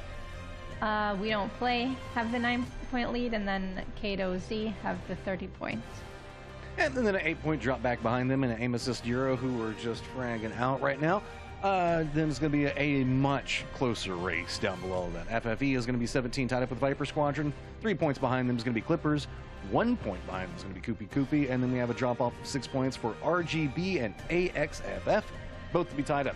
As we said, getting into the top 10 does give you a chance of making it into the next stage after this, but making it into the top 4 is where you're going to be walking away with some cold hard cash in your pocket. So a lot of different things that we're going to be looking at, on top of having just a massive amount of teams that are going to be inside this lobby. And there's a lot of things to keep up with moving forward as we're going to be looking at these last 3 games, girl. Yep, there is a lot to be looking forward to, and some of these teams from 11th to 19th might end up picking up a win. You never know. They might just have that one pop-off game. Omega, you saw that they were going to go with a Seer potentially this 3rd game. Maybe they're talking about it again and again to figure it out. Sometimes you have those moments where you just don't know which legend you want to play. I have those exact same moments in my games. It's quite difficult when you're overthinking things. Yeah, there's a lot of moving factors as we're going to be going in. This is just going to take a quick look at prize pool. Remember, it is $600 for first place, $300 for second, and $150 for third and fourth. We've been talking about it a lot, that seat in the seasonal final is very, very important as well, because that's just going to be a chance to even rack up more, not just money, but respect, and just prove the fact of the strength inside the community for PlayStation. And I also, yes, I know the fact that it's very, very important to remember we are playing this on PlayStation. Don't forget the fact that we have the compete.playstation.com that you can go to and join in on these lobbies. So if you think the fact that you want to be involved, and I know the fact that there's a lot of capabilities and a lot of potential whenever we're looking at our chat and our viewerships. If you're already involved at watching a competitive event, it means the fact that you've got, I don't know, some hankering for either growing your skill level or at least a desire of some sort to be involved in this. So just jump in, play. There is nothing to lose. I mean, sure, you might just get wrecked your first game or 2, but that just means that you're going to get better by the time you get to game 3. Yeah, and even though you're 20th place today and 17th place tomorrow, doesn't mean in 2 months' time you're not there in the top 5 or the top 3. So it's all about the big perspective or the big picture per se, because you just can't just think day to day. You got to think long term. Do people get good at a video game in just 2 weeks? No. I've been playing ever since the very beginning when Apex first released, and it took me a very long time to hit Diamond, to hit Apex Predator, Masters, whatnot, and you got to put in the time and effort, and you got to think back on your mistakes and improve day by day to become a top Apex player. Yeah, it's important to have a good work ethic and think of it as if you were going to be treating it like a job, because if you want it to be a job, you should treat it like it's a job. That said, it is still a lot of fun. Let's be honest. It's a fun job whenever you finally do make it, but it is a path to get there in the end. So I just want to give a big shout out to PlayStation, so that way we do have this set up. making sure that we have official tournaments, not just in Apex, but a ton of other games. So let's just say you're watching this and you're not even necessarily like, well, I don't know if I'm like good enough with the controllers to be doing the FPS. There are other options out there, and you know the fact that the PlayStation lineup has got tons of great stuff, and so there are options galore for whatever you're hankering at any given point. Hankering, I guess that's okay to say. I mean, this is technically a European broadcast, and I feel like that's a very southern United States thing to say. I'm not familiar with the term very much, but you're right. Like, whatever PlayStation has, it could be in compete.playstation.com. So you could just go over there and see what games they have this month or the next month and so on. It's a great thing to do for the community, to get the community together. We can always see the PlayStation community on Apex growing from this because we see more and more teams sign up every single time and more competition. Now, our first qualifiers, it just begun, right? Word of mouth gets around, everyone have fun. We saw some PlayStation 5s given out, and now we're here again for another qualifier, and the competition is so intense today. There's a huge difference, and I love to just see the passion grow. So, as we're working through everything, I do want to give you guys a heads up. I know we're talking about a lot of things, and you guys are smart enough to understand we're talking about all of these things because we're waiting to see what's going on with the lobby. We're still encountering a couple of issues. I don't have the exact issue, so I cannot give that to you. The only thing that we're being fed over is just that there's an issue that is occurring, so we are going to take another short break and try to resolve that. I promise you we are doing everything in our power, and the players are doing everything in their power to try to resolve it. So PlayStation, everybody that's on the production team, all of the players that are involved, everybody is trying to make sure that we source this as fast as possible. But there's a lot of hands whenever we're looking at the amount of players that we've got inside this lobby. So sometimes it does take a second. So we are going to go on another break, and we will see you in just a bit, hopefully for game number 3. Thank you so much.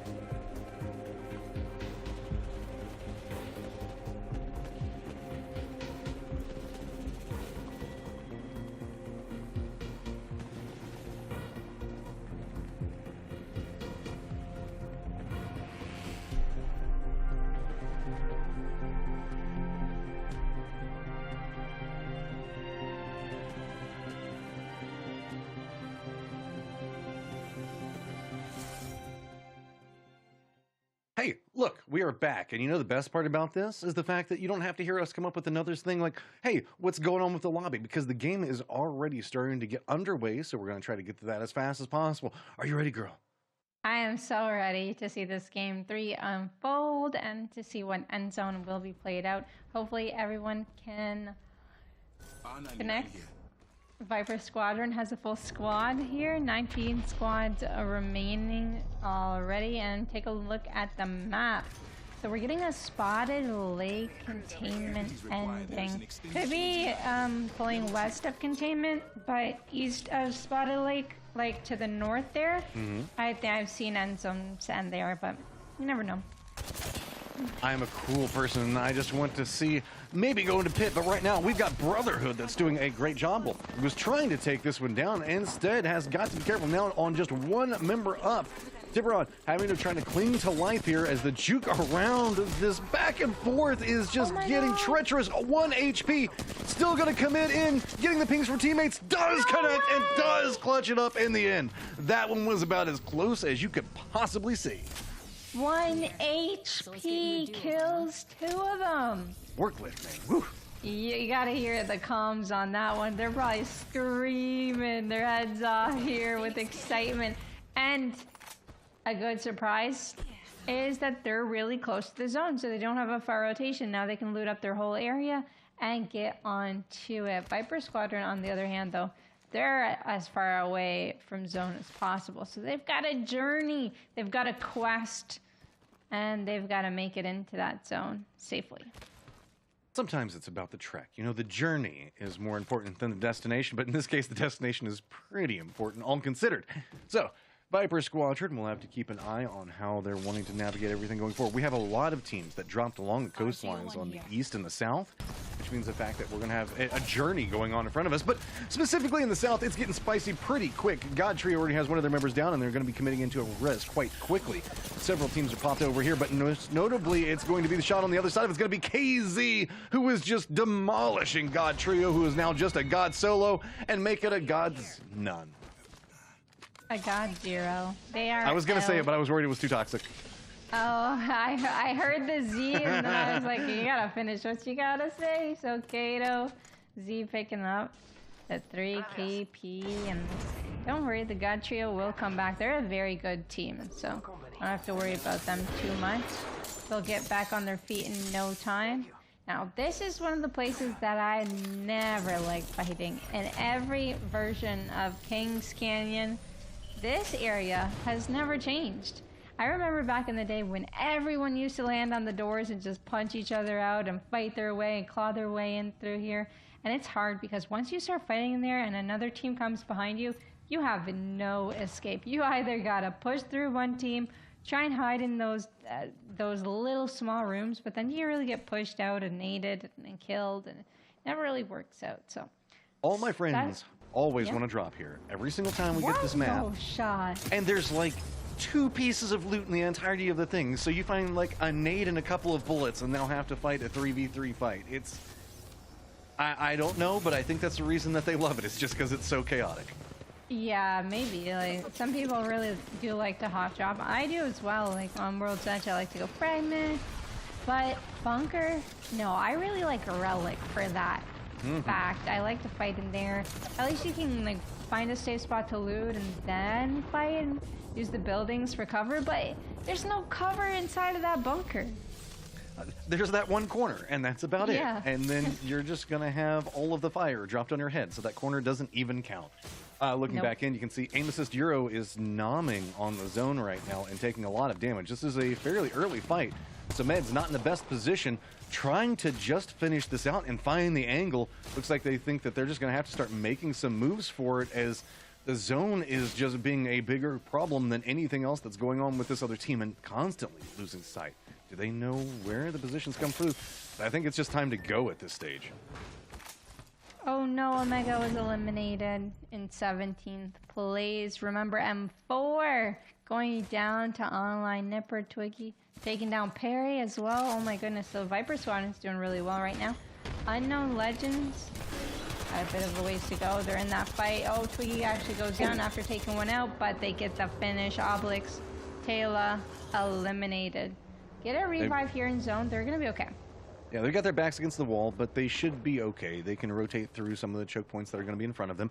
Plus, they get to all of the bounty of the team that they just killed, so that should give them some more meds to handle what's going to be going on. A lot of teams having to contend with the zone and the choke points just due to how many teams were stacked up on these angles. Remember how we talked about the South was pretty crowded? It's not anymore. It's just Twiggy and the rest of the crew that are going to be down there. The East is still trying to pop off. As you can see, the choke points are causing problems for a ton of these teams. Clippers bumping into another one. Looks like they're just done with the choke points, instead just going to try to go all the way around it. And that is a smart move. This is one of the places when I play ranked that I never want to fight at. Ever. But sometimes I do. If it's on the edge of Storm, maybe there's a potential of a clean 3v3 happening. But they're going to try and find a safe spot in containment, they think. This one building, the doors are closed. Is there caustic inside? Nope, they are free. That's a great rotation from them, and they might wait for their next spell called, or they could just choose to walk on right in. They've managed to bypass one of the teams that were coming in back behind them and have a great line into the zone, as we were talking about. It's got Pit, Spotted Lake, all the fun that is going to be in that area over there, but also has a good section of it that is going to be eaten by the mountain itself. That is going to be notable because the circle after this one is going to be much smaller than you would expect it to be, especially with 38 still alive. It's going to get pretty difficult to navigate this because the way that the mountains are lined up, it's just an outer wall. There are very few pathing options into the zone. Yeah, now we're very certain that it doesn't end in containment, and it is going towards Spotted Lake. Oh, take a look at this. Now, there's something I want to talk about taking a look at this map. In between Spotted Lake and the Pit, there's a high ground. Pit is the high ground. When you're leaving Pit, you got that high ground area, and sometimes it pulls towards there. So everyone in Spotted Lake would be on the low ground, and they would kind of be like the fish that the fishermen near Pit are trying to catch, and they just get shot at and shot at and shot at. So if I were one of these teams, I would definitely want to try and take that a high ground area near the Pit. You know what? Maybe they get lucky and it pulls downwards. I'm going to know, sorry for my random laugh there. I noticed the fact that we had, I think it was a Pathfinder, last member up for Koopy that was trying to become one with the trees and hope that nobody would spot him out. Kato Z, didn't work out. I think still alive, still just hiding right now. We'll have to see. Kato Z's got their own goals going vertical onto this one. Gonna spot them out and quickly rush them out. The aggression coming out, paying up big, getting a lot of sight lines onto this as now they've come in and realized that this is where the party is happening. Nice shots going in forward from Kato Z. That's what you can expect from a top 2 team. Trying to get as many kills as possible. Seer ended up healing forward. It's got 5 shield batteries and lots more loot inside this golden box. Maybe a turbocharged Havoc. Maybe a skull piercer. Oh no, a gold shield. That's always fun to pick up, but it looks like they got so many batteries that they don't really care for it. See. It's not needed, but I guess it's nice. We'll have to see. It's got some. We'll have to see how the plays are coming out from this one. I do want to point out that there's a potential brew going on around bunker. You can see solos trying to right now limp their way into the zone as the firefights along the hillsides have been just a detriment for a lot of these teams. It looks like just throwing some looks that direction like, why? Why? Stop banner camping, my boys. Oh no. Are we back here yet again? Yes, we are. I hear the explosion. I hear the zone coming in, running forward. Looking ahead and what's going to be going on for Snow. I think that they might have some friends that are going to be coming in from behind them and going to have some that are going to be coming in from in front of them. She just stood still. She knew she was dead. She gave up. Bunker be like that. It's like, okay, you walk around the corner, you're like, just do it. We're done. Yeah, 3 against 1, and nothing she could really do here. Oh, and take a look at this. Brotherhood was eliminated, and Kato Z, yet again, pick up more kills. It's the nature of the beast. Not too content with positioning inside the last game, wanting to make sure that they push those points per game up. Now spotting out somebody that's going to be coming up from back behind them we saw just a second ago. So I'm to see how this is going to go. Remember, this is going to be right still against the new zone wall. And the circle is going to continue pressing its way into the northwest. So can't stay here for too much longer. Okay, so it's actually pulling more towards thanks. the open. Now there still is a bit of high ground in there. There's that one building and half a building on the north end, and then just water. Oh, that's scary. It's not going to be one of those end zones that you seen earlier, that's for sure. This is going to get decided very early, and so now we're going to see vision is starting to become more and more problematic. Choke points continuing to cause issues for these teams.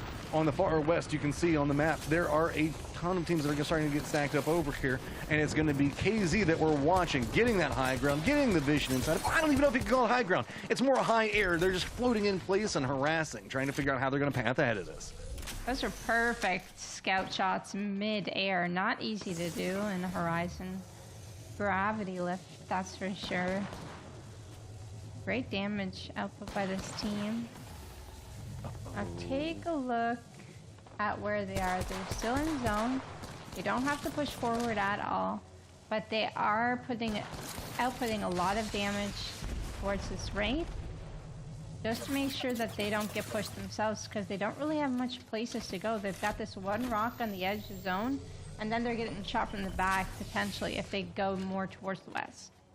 Yeah, a couple of teams do hear this firefight, but nobody wants to commit and moving out like this. It looks like we're finally going to see Monda and Carlotas step away, and it's just not worth the amount of harassment that they're getting. Instead, moving into pit, that means that Kato Z should have a path how they want to move north. There's a team to the north and to the northeast of them. As you can see, I already managed to spot that one out. And now it's just about how they want to handle the amount of teams that have started to stack up in front of them.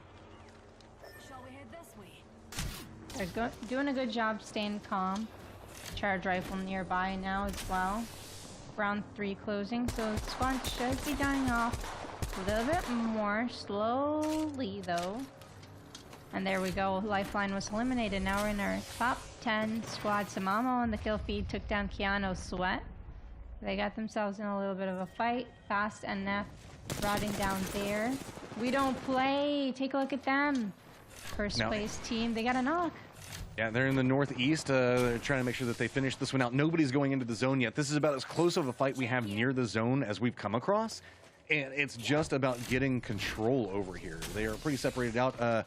Dark is very far to the north in this, and is going to be looking down as the rest of the team is going to separate along, moving almost all the way down into due east. Just a full 3-man split looking into a absolutely barren zone. Yeah, now they have this whole side, it seems, to themselves, as long as they can scan out the corners. But nobody can be coming out. Yeah, nobody can be coming from containment. It looks like they cleared it out. Oh, wait. Besides this one solo, they did not scan it, indeed. So we've got that one solo. That could pick up a lot of placement points. We'll check back later on. To the south, it looks like Carlotas and Monda have bumped into another squad, and just continuing to use trunk points and gatekeep. KZ still holding on to the west. So it's just got to be time to go for some of these teams, already down to just 8 squads left. And I wouldn't even say that it's a strong 8 squads. There's still Ishiri that's holding out by himself. The rest just navigating, trying to figure out where all the rats could be hiding around them. Oh, and now they're about to encounter Viper Squadron here in the pit. 3v2 situation. Viper Squadron has to get back because Twiggy was holding their rear. The ultimate goes through. The nades are coming in. He's going to pop a battery. It's going to hold them off for a few seconds, but it seems like they want to push. Bloodhound ulti is coming on through. They get their first scan in. Oh no, They're KZ. not pushing quite yet. KZ's coming up back behind this. Oh no, this is going to be a third party. They read it perfectly, instantly runs away, cuts the path, I would say about 2 seconds before KZ saw them. Now managing to get away and get some vision in. They are the first team to manage to make it in the circle, but Monte Carlotas are also coming down below them. Forsy's taking a ton of damage and has to reposition. Keep in mind, KZ is still following behind this and is going to reposition around much further into the north and could get vision on what's going to be happening over here as well. Fast NF is going to be behind KZ, so this is all starting to pop off as now Viper Squadron has had to reposition with Twiggy down and low on health. They know where the approach is going to be coming from, trying to use their teammate for some type of shield to hold out. Red shield's on the opposite side, but no, it's going to be aim assist Euro that finds the path and gets the circle. Yeah, they actually had such an advantageous position, and then KZ just came in behind them. making them lose their spot, and then they lost that 3v3. Clippers, oh my goodness, the wing miss shots, they're hitting so hard. See Stereo coming back on Valkyrie. Can he pull off this clutch? 45 flush, he needs to hit one or two more. Third party coming in. Battery. We've got another follow-up. They want to be involved in all of it. Monte Carlo's coming in back behind this when they find it. The last members for KZ trying to cling to life. They're just going to get hounded. A quick rush coming in. Zermana has to step away as he's taken a lot of damage, lost his shields, but at least forces this out of position. While this is going to be going, keep in mind, Dark and the rest of the crew are managing to move in, and they've now taken control over the zone itself. This is a firefight to see who can get control over the most amount of kills. Clippers still trying to hold on, but this has just turned into a bloodbath in the West. Yeah, they ended up getting the revive, but got pushed just soon after because that Bloodhound scan ended up catching them on the revive, and then they pushed immediately. So they have so many kills. There's only 3 squads remaining, 2 full squads, and oh, not 2 full squads. They lost Carlotes. Manda going for the armor swap. Can we make it? He makes it just in time. Here we go. We don't play coming in, taking out Amos's hero, and I believe there's just one rat. Is it the rat from earlier? He's still alive. He's come in. He's trying to use the high ground. He's trying to get some vision on it, but We Don't Play is not going to tolerate. They don't play those games. Ishri going to pick themselves up another round.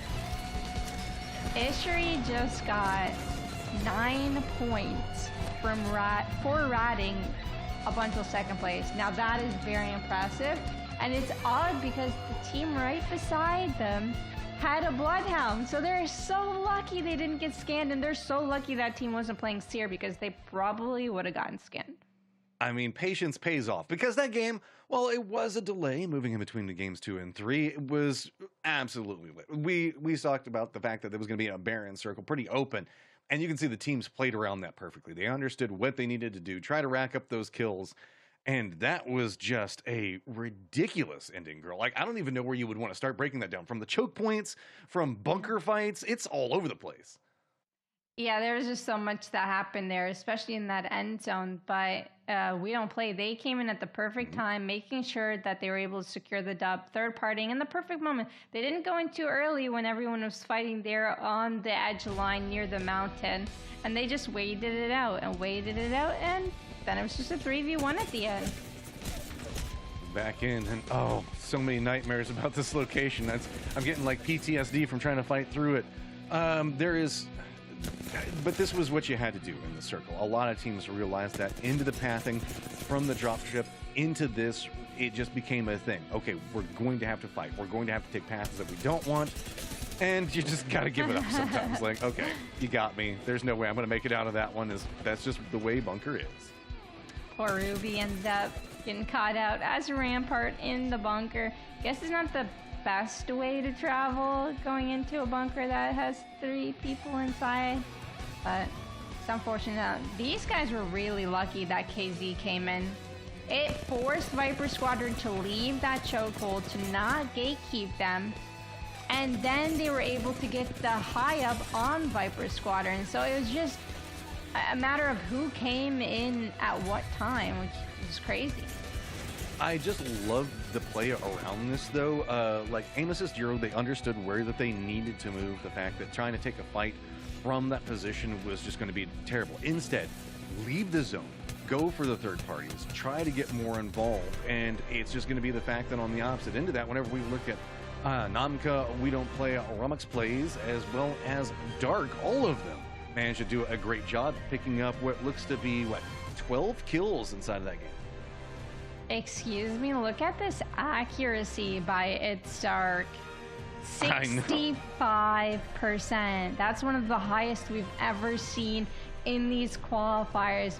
Big congratulations on that accuracy. With also having the highest amount of damage on their team. I mean, it had to be single shot. There's no way, right? Right, it could have been like a G7 scout or something along the lines of that. I don't remember who. With that circle, they were playing in the guy. north, so they probably could have harassed at range. So We Don't Play now picking up their second game in a row. Already had a lead on the leaderboard. That means the fact that they're going to be feeling pretty feisty up at the top of this. This is going to create a big gap between first and second place, and there you have it. 21-point lead, if my math's not so bad. But look at Amos's Euro catching up to that second place as well. then it's going to be a big drop off. 16 points to a tie between Clippers and Viper Squadron. 4 points behind that, another tie between ARS Baguette and FFE. Then it's going to drop down into Koopy Koopy, who did manage to pick up some survival points, I believe, inside of that with their solo. 14, 12 at AXFF, and then 10 there in our 10th place position as Ishri did manage to snag some placement points. Oh yeah, that was great. Only placement points, but making to the top 10 is something, right? Because you can make it into our grand finals as long as you can maintain that top 10 by the end of the day. Brotherhood at 9 points, not too far behind, and RGB tied for 9 points. Unknown Legends at 7, Snowy Sports at 6. We got another little tie between 15th and 16th at 5. But one good game can bring you right back up into 10th place. We just seen it there with a 9-point ratting. You can do it as well. Yeah, I mean, if you can pick up the points, it doesn't matter how you get them. I know that there is a propensity for giving respect for elimination points inside of Apex because that's the way you're going to climb the leaderboard and get up at the tippity top of it. But I mean, if you only need to get like 10 or 15 points to try to secure your way onto the finals that are going to be following up behind this, if you can get it with placement points, great. However you can get it is what matters at the end of the day. Yeah, there was one time in a qualifier that I was so focused on improving during the tournament when I should have just been focused on making the threshold and improving later, because you only get the one shot in some tournaments. Here we have 4 qualifiers, so that's great. If you can't make it this time, sign up on the next one. And do remember the fact that everybody can sign up on that one, but we've already told you guys enough about that. We'll hit up another reminder for that in just a few minutes. We're trying to move into our next game right now. Lobby's trying to get positioned and cross the fingers, cross the legs, whatever you can to give it as much love and energy. I almost feel like we need to like pull out a Goku right now and just be like, give me your energy and try to summon a spirit bomb on top of these servers. That way it'll stay alive, it'll stay healthy, give it its positive energy, good vibes, whatever you want to do. I'm so down for that. Bring the energy up on this lobby, and hopefully we have another great ending. So this one we had an open ending. Maybe we can get another like very, closed, gapped 10 teams into one area just fighting upon a huge building next game. There's not that many big buildings in KC though. There isn't, and I don't know. I enjoy the variations that we're getting inside of it. I do like to see everybody crammed in on this tiny building and trying to fight their way through. We haven't seen a lot of breach fights having to happen yet inside of the games today, and I think that's just due to how the circles have been behaving. No real need to make the desperation push inside of a building where traps galore and angles are going to be held. So really, it's just about trying to get control over vision has been the name of the game, it feels like. Yeah, we did see that one Valkyrie team fly into the building that instantly died because they were low just from flying in the air, landing and getting pushed instantly. But yeah, there's not too many like takeovers. You're right. Those are fun to watch here and there, but it feels like everybody is just vying for the open skies and the energy that produces, going for gunfights and a very roam-heavy grouping that we're starting to see come out. And this last circle, it isn't really fair to say that specifically, but we are seeing a lot of the teams that are finding their biggest successes are, I would say, strangle-holding the circle, not just through choke points, but whatever they can find. Kill points, third parties. It is a very active moving top of this leaderboard. Yeah, you have to find a really solid position to hold, whether it's like in the storm or on the edge of storm. Everyone has that solid position where they just play right inside that inner circle or right inside the end zone, and then they start shooting around them, defending their spots. Kind of like you're defending your home. You've got your security guards. You're just looking around for people that are trying to break in.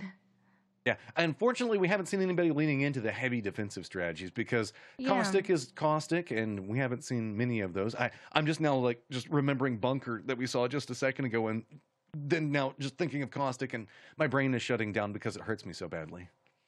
Or a Caustic landing and Caustic treatment, that would work too. If you're playing Caustic, keep the theme. Can go up top in Caustic treatment, but I don't think there's any real loot up top. I wish there was at least something small up there in caustic treatment. They can add that maybe. I would love to see a caustic treatment ending now that I think of it. Actually, yeah, it would be very interesting to see that one play out. We got the tease of a Southern Circle in one of our resets, so there's the capability of it, and we're trying our best to not go to break, just to give you guys a heads up. But we are trying to get the lobby secured and configured right now. So if it does seem like we're giving you guys a smidgen of a podcast, it's just because of the fact that we want to try to avoid going into any more breaks, so that way we can get right back in the next game and make up for it, right? I needed to sneeze. I'm sorry, but I held it in. Okay, we're loading on. You into powered the through next it. Now you game. can sneeze. It's okay. It's okay. No, I'm okay. It's gone. The sneeze is gone. I was worried that something had happened to the lobby because I started doing that, and then you held your hands up to your nose, and I was like, oh no. Oh no, did she just get some information I didn't? No, we're all good. Game 4 out of 5. Oh, we're almost there all the way through. We're going to find out who wins that $600 here shortly. As everyone loads on in. Containment mid-map. Hard place to fight. This is where a lot of third parties come on in. But what would you like to see coming forward in this second last game?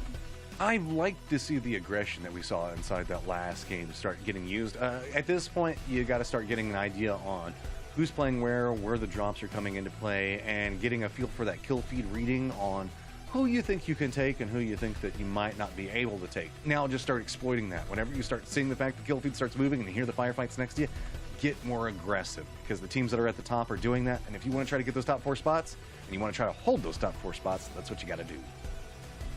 I don't know why, but my eyes always on Omega, because they're always switching team comps. Now they're on Valkyrie, Gibby, Wraith. They were previously on Crypto, Octane Wraith, and then they went Revenant, Octane Wraith. And now we're seeing them with a very reposition heavy comp, not a fighting comp. So they did like a 180. And I love that from them, because you know that they're discussing after every game on what they really need to do. Maybe those aggression comps work in ranked, but maybe they're not working in the tournament here today. So they're changing it up so that they could do better and better each and every round, and maybe potentially be one of our top teams in the next qualifiers.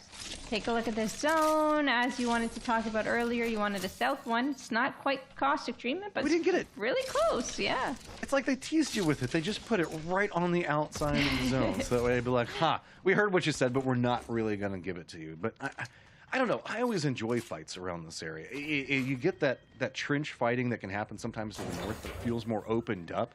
In addition, the areas around Hydro Dam and Repulsor, I just think are so fun to fight on. Now, competitive, they're not always the most fun to fight around, but I just enjoy seeing the fights.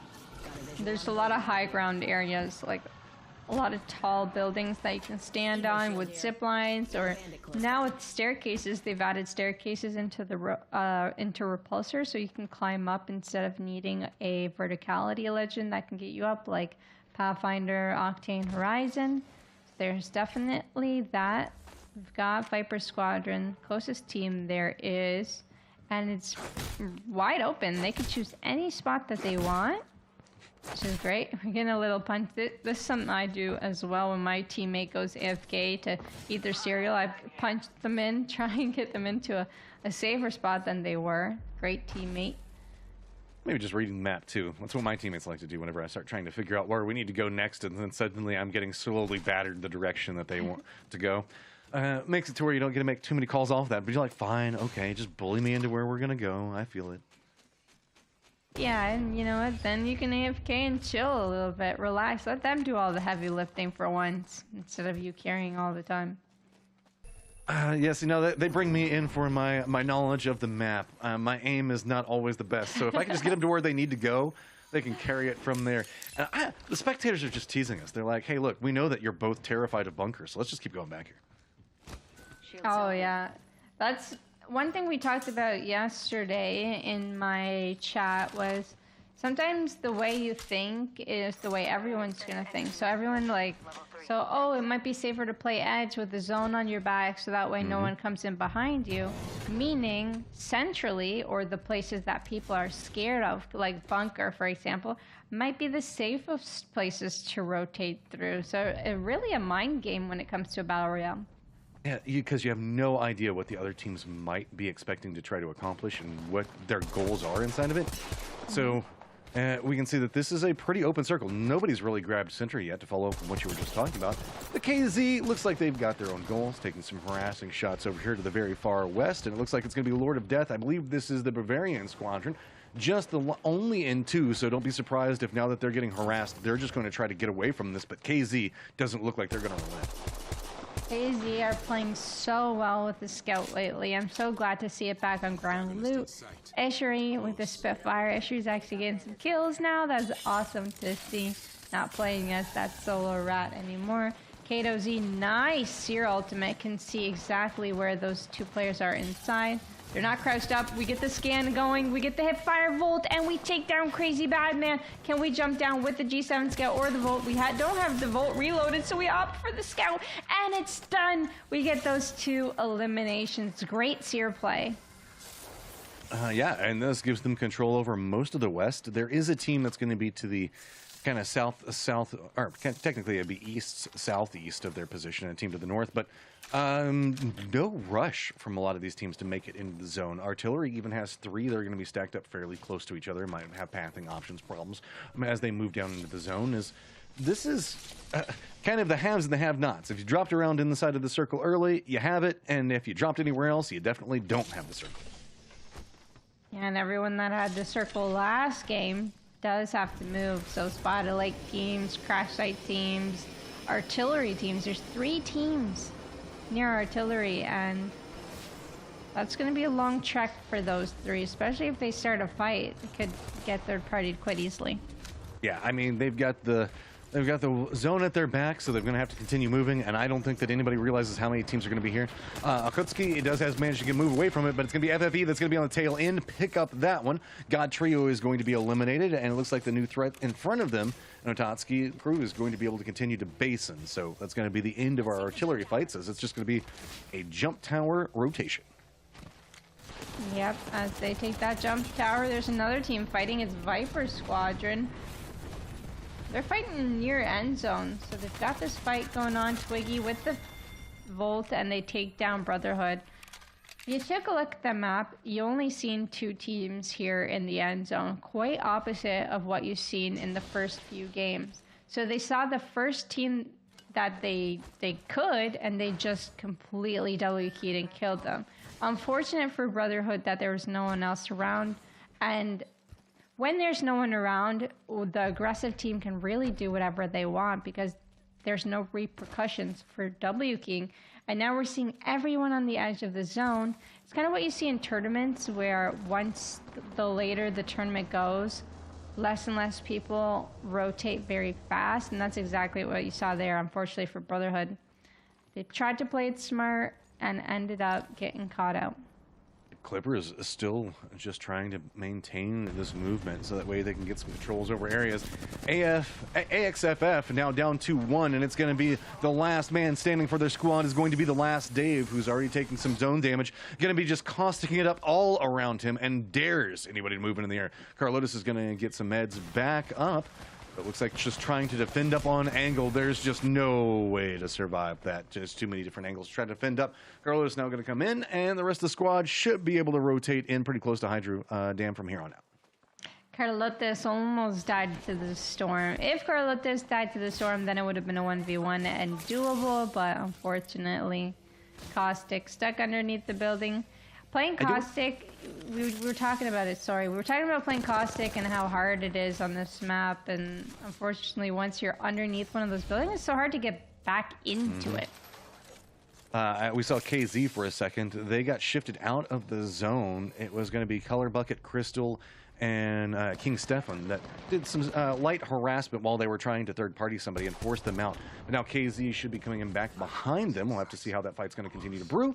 As it's going to be around that market area, everybody should be quite familiar with. KZ now, I would say, fairly annoyed that they had to take such a roundabout way to regroup and take this fight.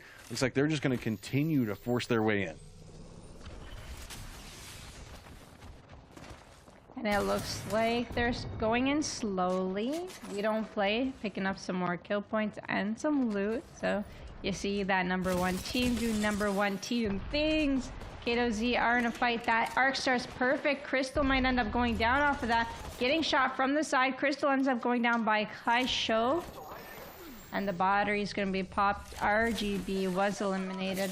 We're able to outgun K2Z. Viper Squadron continuing their reign of terror and harassing as they make their movements through. They've got control over the zone. They're going to get some friends that are going to be jumping in on top of them.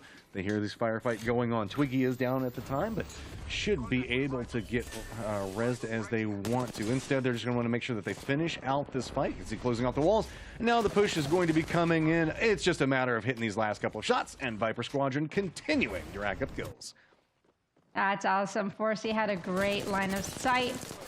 Oh, but look at this. They're getting third-partied. Forsey's going to have to heal up. Going for the Phoenix kit, it's going to take quite a bit of time. Twiggy got healed up. Oh, no. He got the armor swap, but he's getting pushed right away. Forsey's nowhere near. Dominus is going to have to try and cover. Twiggy's 1 HP. He gets pushed. He gets knocked by Manda. They just instantly pushed into this one. Aim assist Euro continuing to try to get some control as runs out. Is going to go down. But there's still 2 more members that are trying to run through. Twiggy now finding himself on a bad spot, as well as Dominus. Now Forsey for Viper Squadron trying to hold it together. Gets shot out of the air. And it's going to be aim assist Euro that should be able to res Carlotas as they have control over the circle. Nobody else is even in here anymore. I love that fight. You see 2 really good teams take on a 3v3, but Twiggy did start off on the lower end of the stick. Twiggy wasn't fully healed when they did come in third party. It was a great fight for them. K2Z, kill leader with a G7 scout. Take a look. High show hitting every G7 scout possible. His teammates going forward. We're talking about the fact that you need to try to pick up some kills because the guys at the top of the leaderboard are going to be doing it, and you can see the fact that there are no kills to be had. KZ now finishing that fight, going to be moving to the southeast, while it looks like Slander is chasing after, I believe, Body Gamer, and now KZ should get vision on this, and it's going to be another set of teams that they're going to be capable of pouncing. You can see Koopy were the ones that were in the process of chasing this one down. Is KZ going to continue, as Koopy needs to be careful that they don't stay here looting for too long? Absolutely. And in 6th place, we had our 1st place team die, so they are out of it. No more kills for them. And in 5th place, we saw Omega just end up dropping, so we've only got 4 squads remaining here. The lobby died quite fast, but we saw that meta change, that legend change, do really good for Omega. Maybe other teams could look into the fact that maybe that rotation heavy meta comp is better. Using aim assist Euro using Wraith to bring in, so that way they can we're trying to make it over there, but they still have some friends that are very, very close. Shots now going to come out and reveal, as this is just 2 teams that are stacked on top of each other at the time. I want to point out that Koopy as well as KZ have gotten some distance from each other. So this is the fight for Circle at the time. Carlota's taking a ton of damage on no life. The push is going to be coming out. Just trying to fit. No shields to be had. It's just going to be into the aim. Finally going to be going down. Lotus trying to get away, but it's going to be FFE that comes in and is just taking control. And just even gonna finish him with style. Yeah, FFE's been consistent throughout this whole day, and getting a win here could really put them up into that leaderboard. I think they were hanging around 5th place or so. Carlotas did manage to escape with a 1 HP. K2Z, don't know if they're going to spot him. Carlotas is at the very bottom.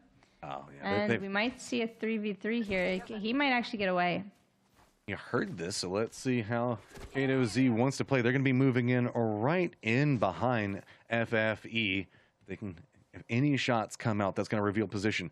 This is all just jockeying for control at this stage, and it looks like K2Z has an idea on how the pathing is going to be moving ahead. Oddly enough, this means that Koopy is moving into the zone and is going to get control over the circle. K2Z now having shots thrown at them, they realize exactly where they need to go. Carlotas has managed to entirely get away from this. So yes, actually, this third party coming in and saving it. I really like that Seer ultimate by High Show, and he made sure when he had the line of sight on 3 people that he had to get out of that position, and he did so right away. So the reaction time was great. Fast enough got knocked, so this is going to be a 3v2. They have the high ground. They have the G7 scout. But do they jump down to get these kills is the question. It seems like they're doing so. They're going to full commit here soon. no fear coming out from KZ. They feel like they've got all of the control to be had in this, realizing where there might be a sneaky snake hiding at. Gonna go in for the spray into the rock, but it's gonna be Kaisho that's on the receiving end of that one, has to step away, but that's what teammates are for, just going to jump in. Combined, they do manage to get him down, but that took down both of their shields, and so now No Way Figo is by his lonesome, trying to figure out what he's gonna be doing next. So now we have 2 solos out and about in the map, and take a look at this. KZ with the Valkyrie ulti scouting for one of these 2 solos. Now who gets scanned first is the question. Who do they land on? Carlotes, do we get a miracle weapon here? A massive and maybe a death box. Tries to go for it, very quickly gets away. The Mastiff is down. No Way Figo is going to be the one that's coming over here, so we might have a solo versus solo, while the 2 teams could be jockeying up against each other. But KZ hears this and looks like they might be moving and to try to intercept. On the other side of this, Koopy is just trying to get control over the circle and the buildings themselves. KZ realizes there's KP to be had out here. Why not get these elimination points that are going to just continue their press? Amos' Zero just has to run. Yeah, and you see Carlotes just running outside the zone. Not inside the zone, but outside the zone. He's trying to run as far away as he can, but I don't know if he can find a rat spot, as we've got a Seer just tracking him down. This might be the end of him. He's going to jump off here. Do they get the angle from the left side? Carlotes vying for his life, running, throws the Bangalore ulti, but it's too late. Oh, and gets Crapered. Oh. You know, No Way Figo is just like, die, Carlos, die. Don't give away my position while I'm trying to rat over here, please. Looks like KZ feel like they've finally gotten rid of the rats that were causing them a problem. They're going to be moving into the zone. So No Way Figo now might find some safety in survival, depending on how this lineup is going to go. Even gotten Oh, some he actually has too. a beacon. Yeah. He has a beacon of one of his teammates, and he has a respawn beacon. So he actually can get a revive off if he gets a safe area to do so. He is on Valkyrie, so he could take high ground if it's not already taken. I don't know. This isn't looking too good. Yeah, I mean, it's a desperation play, but when you're in a desperate situation, you've got to do what you can, I guess. He hears those shots going out, so that might open it up, and there you go. Pegazo going to be coming in, getting a high ground and a Kraber to line up into what's... I dare you to go for another peek after this. Kato Z, once it spots at range, is he going with patience? Trigger discipline doesn't connect in the shot. Ooh, so close, so close. Still got plenty of shots left as he's on the highest of high grounds now. They saw Figo, they know where the rat is. Are they that worried about the rat though, or should they be worried more about the 3? I think it's just KP. No. They don't even care about the rat. They just want to make sure that they get the kills before Koopy can, because Koopy has been holding down position, and really KZ is like the dominant moving factor in everything that's going to be going on. Figo is going to go down, but it's going to be into white paid powder. So now just a straight up line, 3v3 east versus west, both having buildings. The high ground Kraber having some control in the situation. And Kato also has the better armor, so if they get a headshot here with the Kraber, they could get an insta-knock, because they still have 2 players on blue. They're playing so aggressively, and he's missing these Kraber shots. It's great for the opposing team, and maybe if he runs all the way out, he'll only have 1 gun to play with. Never sit still is the name of the game right now. Every time they go for a peek, they have to take a shot and instantly step away from it. Really doing a good job on denying the sight lines to the Kraber. I say that. They know exactly where he is. Now going for some peeks, trying to tap in those shots, and it's going to be KZ on the negative receiving end of that. I do want to point out, while this is happening, Show and Reddington are moving more into the circle to get control over it, and it's... while it's not hitting the shots, the Kraber is doing a job of handing control over to KZ. That's true, and they do have the better loot, they have the better weapons, and they have the better armor. So if it does come down to 3v3, mechanically, if they're both skilled at the same level, Kato Z would win. But you never know, it's a battle royale, anything can happen. Does this headshot happen? Ooh. Nope, it does not. It misses just by the slightest, and he gets a shot. There's the opening. Are they gonna push off of it? He's on 1 bullet. I think he's just kind of upset right now. Can he get one more with it? Nope, the last bullet's gonna go astray. And Reddington looks like he might be seeing if he can get some angles into that.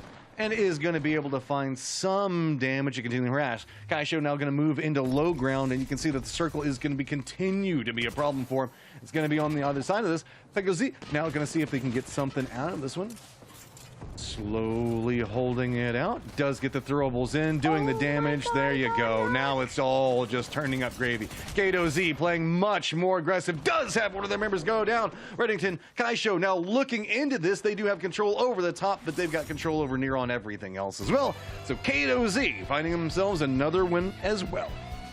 Slander had some really nice shots there, but unfortunately those nades were so good into the staircase, and he had such good cover there to just throw those nades in perfectly. So KZ picking up a win. That's awesome to see. I'm super excited to look at the leaderboards after this one. Yeah, I mean, got to keep it as close as possible with the way that we've been seeing these lineups go. Also picking up a lot of eliminations. So it does feel like we might be having a two-horse race up at the top, but remember, it's the top 4 that get money, and it's the top 10 that get a chance to go on to the next stage. So there's still a lot of things to keep an eye on. I know usually we do 2 games, then a break, and then 2 games, then a break before we move into our 5th game. That's not going to happen this time. Due to what was going on with the lobbies earlier, we're just going to try to cycle this one as fast as possible. Hope the fact that we can get in there, and knock on wood, that it's not going to be the lobbies that cause us to have to go to break, but we want to try to make up that time as fast as possible for you. Yeah, so 5th game, last game. We've only got a 5-game series this time around. And here's the replay. So this G7 Scout not having any ammo in the bolt. It's like, do I reload this bolt or do I just pull out the G7 Scout? Confidence. That's all you need is confidence. Viper Squadron had a lot of it. They were pushing every team that they saw. But unfortunately, at one point or another, it went downhill for them. It feels like this game is showcasing between this one and the last one that the circles are more of a recommendation on how you should be playing this. Is a lot of fighting happening on edge, and specifically even having to leave the zones at times. You get control over the circle, but then you hear the firefight, and that was the name of the game for so much of this. Move out, get control, don't let anybody have a chance to like rest or have a way to path into the zone. Yeah, big change from when this tournament first started up until now. You saw how passive everyone was. Nobody wanted to die first. No one wanted to be the first team eliminated. And now everyone's like, now I want to be the first team to get a team wipe. I mean, and it's just feast or famine on this leaderboard, I'm feeling like. The guys at the top are just absolutely living the capitalist dream and taking everything. Meanwhile, the ones at the bottom are trying to figure out how they can manage to survive off of 2 or 3 points per game and see if that's going to be enough to propel them into the top 10. Oh, okay, goodness. Wow, huge 16. Kill game. 22, 28, 22%. How many kills is that? That is going to be, I believe, 16 at the end of the day, and almost all of them around that 2,000 mark, unless Reddington hitting 2,000, almost 300, and all of them above 20% shot accuracy. And not even any revives. What do you need? That was just their game. It really was. They took the perfect third parties that they needed to, because there were a couple other teams with a lot of kills as well, and they were able to eliminate them, granting them the win. So well done. No revives. 28 points. Again, Kato Z into We Don't Play follows it up, and then Kato Z follows it up as it is just... And I think that we saw We Don't Play get, what was it, a 6? 12 or 15? I'm trying to remember how many kills that we saw them get in that one game, because it's still been back and forth with like the max total kills per game. As Kato Z now moves ahead by 2. 2-point difference. I was not expecting this. We Don't Play was so far ahead. So Kato Z with this big win just put them right back up there. That's insane. This is going to come down to the wire. Are both of the teams going to play aggressive this next game? Are both of the teams going to play safe and hope the other team dies? We don't know. Let's also notice the fact that in 4th place, it is a tie for In the Money. 34 between both. Aim Assist Euro does have a lead over both of them, but that means the fact that Viper Squadron and FFE, if they're wanting to walk away with any cash in their pocket, have got to have a good game. But don't forget about Koopy Koopy. That's just 7 points back behind them, and 1 point behind them Clippers. So have a big game, find those kills, and suddenly you might be able to touch that money position. Yeah, and Koopy Clippers, they do. They have that opportunity. ARS Baguette, we don't normally see them down here in 8th place.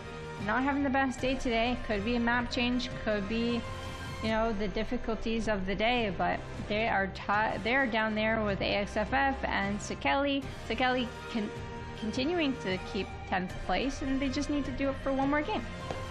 The opposite end of this is points are just scattered and so hard to come by. Really just kills keeping some of these teams in position, as you can see that RGB we know is a very strong squad, just even struggling to try to find that 10th position right now, as again it is just so point heavy at the top right now. You're just struggling to find any point you can get. Omega, I'd like to point out they had a good last game. I think they made it to 5th place, so they got, yeah, they made it maybe with no KP, so they got their placement points from there, but they did have really poor first game, so they made a bit of a better game this time around, and that shows improvement, and that is great to see. The nerd in me is noticing the fact that we have a team called Brotherhood with their handle being FMA. I feel like for any weebs out there, you might be able to put 2 and 2 together on what's going on with that one, as I kind of also find it funny that only 2 of them have the FMA tag. So I guess that's our Ed and Al, and the other one's just, I don't know, Scar? We'll have to figure out how that one's going to go. Our outlier, to say the least. One more game, and all right, 2 points separating the top, tie for the top 4. This is going to be a nail biter for a lot of these teams. It really is, and you never know what's going to happen. The 2 top teams, they have great gun skill, but who's going to end up third-partying them? Who's going to end up gatekeeping them? We don't know. Are they going to play safe, and is one team going to out-frag the other this game? Like, there's so much that can go into this. Mm-hmm. So now, I mean, this is where you take that small break and you go, okay, what do we need to do? How do we need to figure out how to assault this leaderboard? Because 2 teams have figured it out. But whenever we see 2 very active teams like that, that does mean that if we keep seeing them go into the circle, run back out, go into the circle, run back out, and they're both using that strategy, they could be bumping into each other in that mid-game. They definitely could be, but it is what it is. You played thus far. Just do your best, win your 3v3s, don't die, and you'll be fine, right? If you just don't die, everything will be great, and you'll end up winning 5 heads. The secret of the game, just don't die, and then victory is yours at the end of it. We are trying to get that lobby set up, as you know, it has been a small problem today, but it looks like everything's starting to go together. Wouldn't be surprised if some of these teams are taking a small second as well before jumping in to grab those water. We usually do go into a break, so I wouldn't be surprised if some of them are getting the memo a little late about whenever they step away, go to the restroom, so we'll try to get them back in as fast as possible. I also do want to remind everybody the fact that we are going to have North America that is going to be happening after this, so if you're enjoying the action, we are looking at the EU side. It'll be myself and Girl taking you through the action on that one for another set of 5. And I know while we're trying to fill here, what are we going to talk about while we fill? Well, of course, that's going to be compete.playstation.com. So that way, if you want to get involved and you want to fill out our 20th team spot, make sure that you do that. There is plenty of opportunities, and even if you don't like Apex, there's still plenty of other games that you can be involved in. But you're here, you're watching Apex, you know you want to compete, and we've told you why 5,000 times. I don't have to tell you again. You already know. Yeah, of course. Just go onto the website, see whatever games that you enjoy. Maybe you're not so great at Apex Legends, but you're great at fighting games. Well, definitely make sure to check out the website and see whatever's available that week or that month for you to sign up for. And at the end of our show, we're also going to show you our schedule. So make sure to tune in all the way through. Got weeks of action lined up for everybody, and thank you again to PlayStation Apex for putting this together, as I know everybody wants to have every opportunity, and there is always this huge desire for seeing a console set of esports and competition that's going to be lined up. So if you're in that bracket and you want to see some more console action, make sure you're spreading the love around for compete.playstation.com, and also just telling people to tune in, to watch, sign up to compete, anything that you want to do, so that way you can just get more people involved inside of console esports, because it's got a ton of space to continue growing. Oh, absolutely. I wish I had it growing up. I used to love competing, Same. especially quick scoping in Call of Duty. And, well, you know what? There's always endless opportunities growing each and every day. So take advantage of those opportunities. If you have friends or colleagues that enjoy playing Apex Legends, let them know. Let them join in on the fun. There's so many more players joining our community each and every week. Here we are, girl. Game number 5. This is it's been a long path to get here, but we have gotten here in the end. And so now, so many stories to follow out. Who's going to walk away with first place? Who's going to be in our money top 4 spots? Are we going to see any of those teams from 11th to 20 find their game, find that thing that they've been needing so much, find those kills and climb into our top 10? Or are we already starting to see it cement so many things, so many factors, so many variables as we are moving into our last game? And you know, another variable is always going to be what legends are picked. And I am always the most excited to see Omega. They're back on the crypto today. Crystal on the Bangalore. Bangalore's been really great for a lot of these teams. I feel like we don't see enough of her. We've got a few Pathfinders. We've got Vantage on God Trio. So we might see some Vantage action, some sniping shots. Horizon as always. And Valkyrie for those rotations. So, oh my gosh, we have a Fuse and a Mad Maggie on the same team. We're just getting all of the spice, I guess, coming into it. We said the fact that whenever you get in these last rounds, sometimes it's just about trying to figure out what is going to work, and sometimes that requires breaking the meta. Well, that does seem to be the case this time around, is even seeing God Trio make the switch over to Vantage. All of their points have come off of kills, so it looks like they're leaning into a strategy that's been working. Yes. And as these teams drop and find their safe spot, we see 2 teams wanting to contest runoff. So we might see that fight come on off drop. That's why I always want to land on a gun. Now, we haven't picked up anything quite yet. We don't know what we want to play. Repeater, Eva. I would have went for the Prowler myself. That's just because I'm so bad with the Repeater. Shots are going down. Nothing frisky just yet. Everyone's staying alive. Couple of shots that feel like just to discourage looting at location and no commitments coming in. I want to point out the fact that Labs look like it's going to be our loot fun position, and there's a pretty strong squad that's already going to be on there and going to make it that much harder for everybody else, as the circles do look like we're going to be moving into a choke point fiesta for the end games. Yeah, one of the very similar end zone to what we had earlier, right? Mm-hmm. Yep, it might end on, on a building this time as well. Maybe not the same exact building. It might be more towards the west side or the bunker side, but definitely a place everyone can rotate to. That's what's great about mid-zone, is it kind of gives everyone a fair path towards, even though there are, like you said, a lot of chokes. This is, if you wanted to defend an area where we have 2 squads already inside the circle, that is potentially something that's going to line up. We still have shots being exchanged in different looting locations, as, got to be careful. It's going to be right across that walkway, making a commitment in for the res to get the numbers back up, as it's all going to be weak armors and guns without too much going on yet. Throw down smoke, step away, give yourself time to prep for the fight that could be brewing.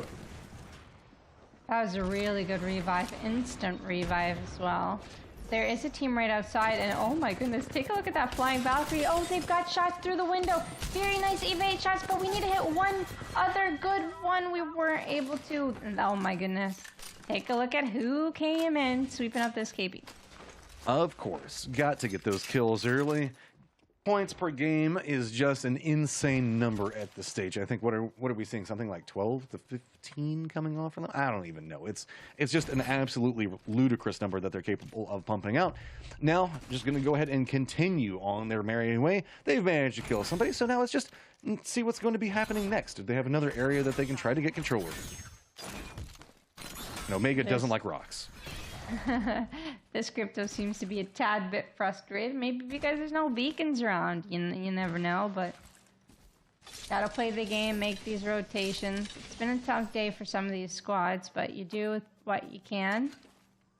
Only 13 squads remaining, so it's a lot of open area to be able to rotate through and pick up a lot of loot if you want to. Oh, take a look at this. Our Vantage in this game has her sights on someone. All right. I'm being patient for it. Want to see if I can get anything out of it. Passing some loot over right now is, again, a slower opening. Everybody just wanting to make sure that they're trying to secure placement points. It's a bubble, I guess, just to try to take a few more steps forward, showing some hesitation and some fear about what's going to be happening. Instead, jumping on the rope, it looks like the patience is going to pay off, and they're going to They're going to get by and enough to be nervous, but they are going to get there safe. Oh man, I could just imagine the crypto across the zip line. Come on, you gotta rotate. And Gibby's just fine. like, I can't, I'm scared. Are you scared of heights? Oh my goodness. That is a push in coming out from this one, hitting some good wingman shots onto it to try to get some control, but it's going to be one of their members going down. Now going to have to step away, realizing the fact that the numbers are not in their favor. Still getting harassed. Another one's going to go down online. Nipper trying to get away from it. Nippers looks like he's going to be able to make it into this area, but like this is just a waiting game now, right? God Trio going to be coming in back behind this one. Do they have the angles to get the control? They're trying to third party. It looks like they says, okay, this is enough damage. Try to step away. Omega is eliminated, and now they're taking all of those bullets that were set up for Omega just a little while ago. Yeah, they had double white armor there and the low ground. They do not want to fight against Koopy coming in. Oh no, they're coming into third party. Corletta's in the back. They've got their eyes on them. Moving here. Manda's below and Smama's below, so they actually took the high ground from them. They're gonna up to loot instead.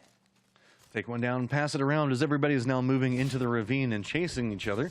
Viper Squad, you can see, has lost one. They're outside the zone. We're going to be figuring out how they're going to make their pathing. I believe King Stefan was around in this area, so I have to see how they're opting for their path. An enemy landed near us.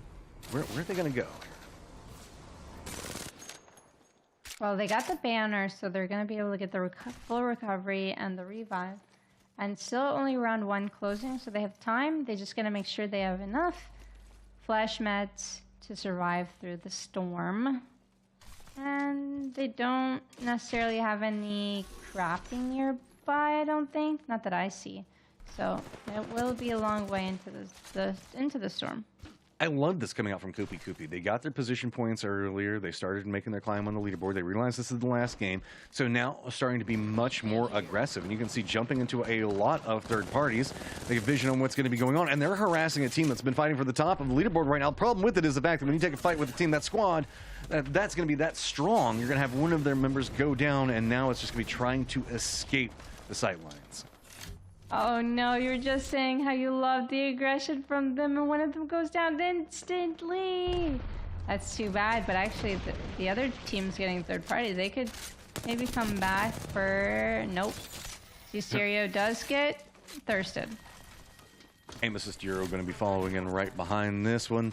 As this is in that northeastern area, I want to point out the fact that we have 4 teams that are all moving into these choke points. So if you like third parties, it's about to be a lot of that going on. You can see shots now coming in. Got to step away from it. Manda just narrowly survives that one. That hill providing the cover to keep him alive in a desperate situation, but it might not be enough. There are so many firing lines that are coming into him at the time. He is just trying to reposition, get away. Remember, Koopy a second ago is going to be the one that has vision on a lot of this rotation.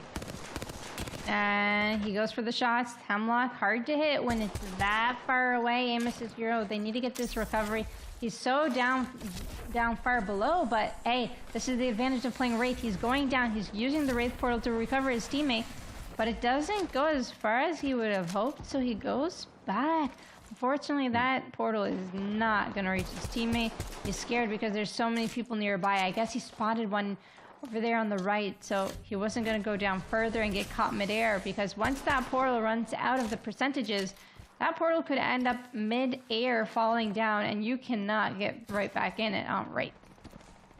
Still trying to make the run into this, and they know the fact that it's a hazardous way to do it, but they want to commit. They want to have their 3 members up because they know the fact that there's still so many people alive.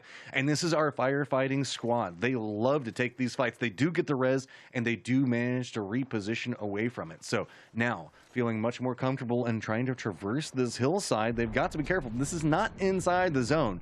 So while there is a lot of teams over in this area, the vector of approach they have got to be cautious about, because they can just get continually stalled if they're not. And I just realized, bunker is kind of the center of this circle, and now I'm terrified. I need light ammo.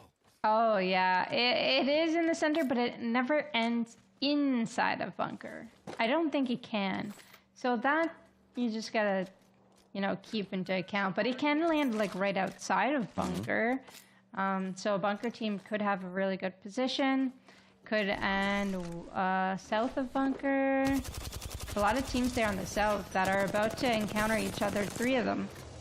Amethyst Euro, after resetting, now has their sights set on a new squad. They're going to be taking shots, and I believe it's going to be Forsey and Dominus, who are just running 2. I think that they lost one of their members earlier. Looks like it's going to be another one that could go out in just a little while longer. T-Psycho TV is pretty close to this as well, and might path in front of them on this western push that they're now going to be doing as Dominus does bleed out. Looks like they're just going to pick up some loot, and that might pay off for Psycho, who could get into the circle ahead of them. Look, they know. They know. They know. They know exactly where you and your squad like to drop in the beginning of every single game. Then run on in, punch each other out. See, the spectators know who I play with, too, so you know the fact that I already know that they're making jokes about it, and they know exactly who likes to drop there. Like Amethyst Euro is going to spot out a squad again and get those shots in onto this. Remember, we saw Psycho just a moment ago. Looks like he's going to get taken out and going to go down. Forsey is still alive, but hey, guess what? There are now 4 teams that have repositioned away from the firefighting team that we see right now in Amethyst Euro, and they've moved to the north.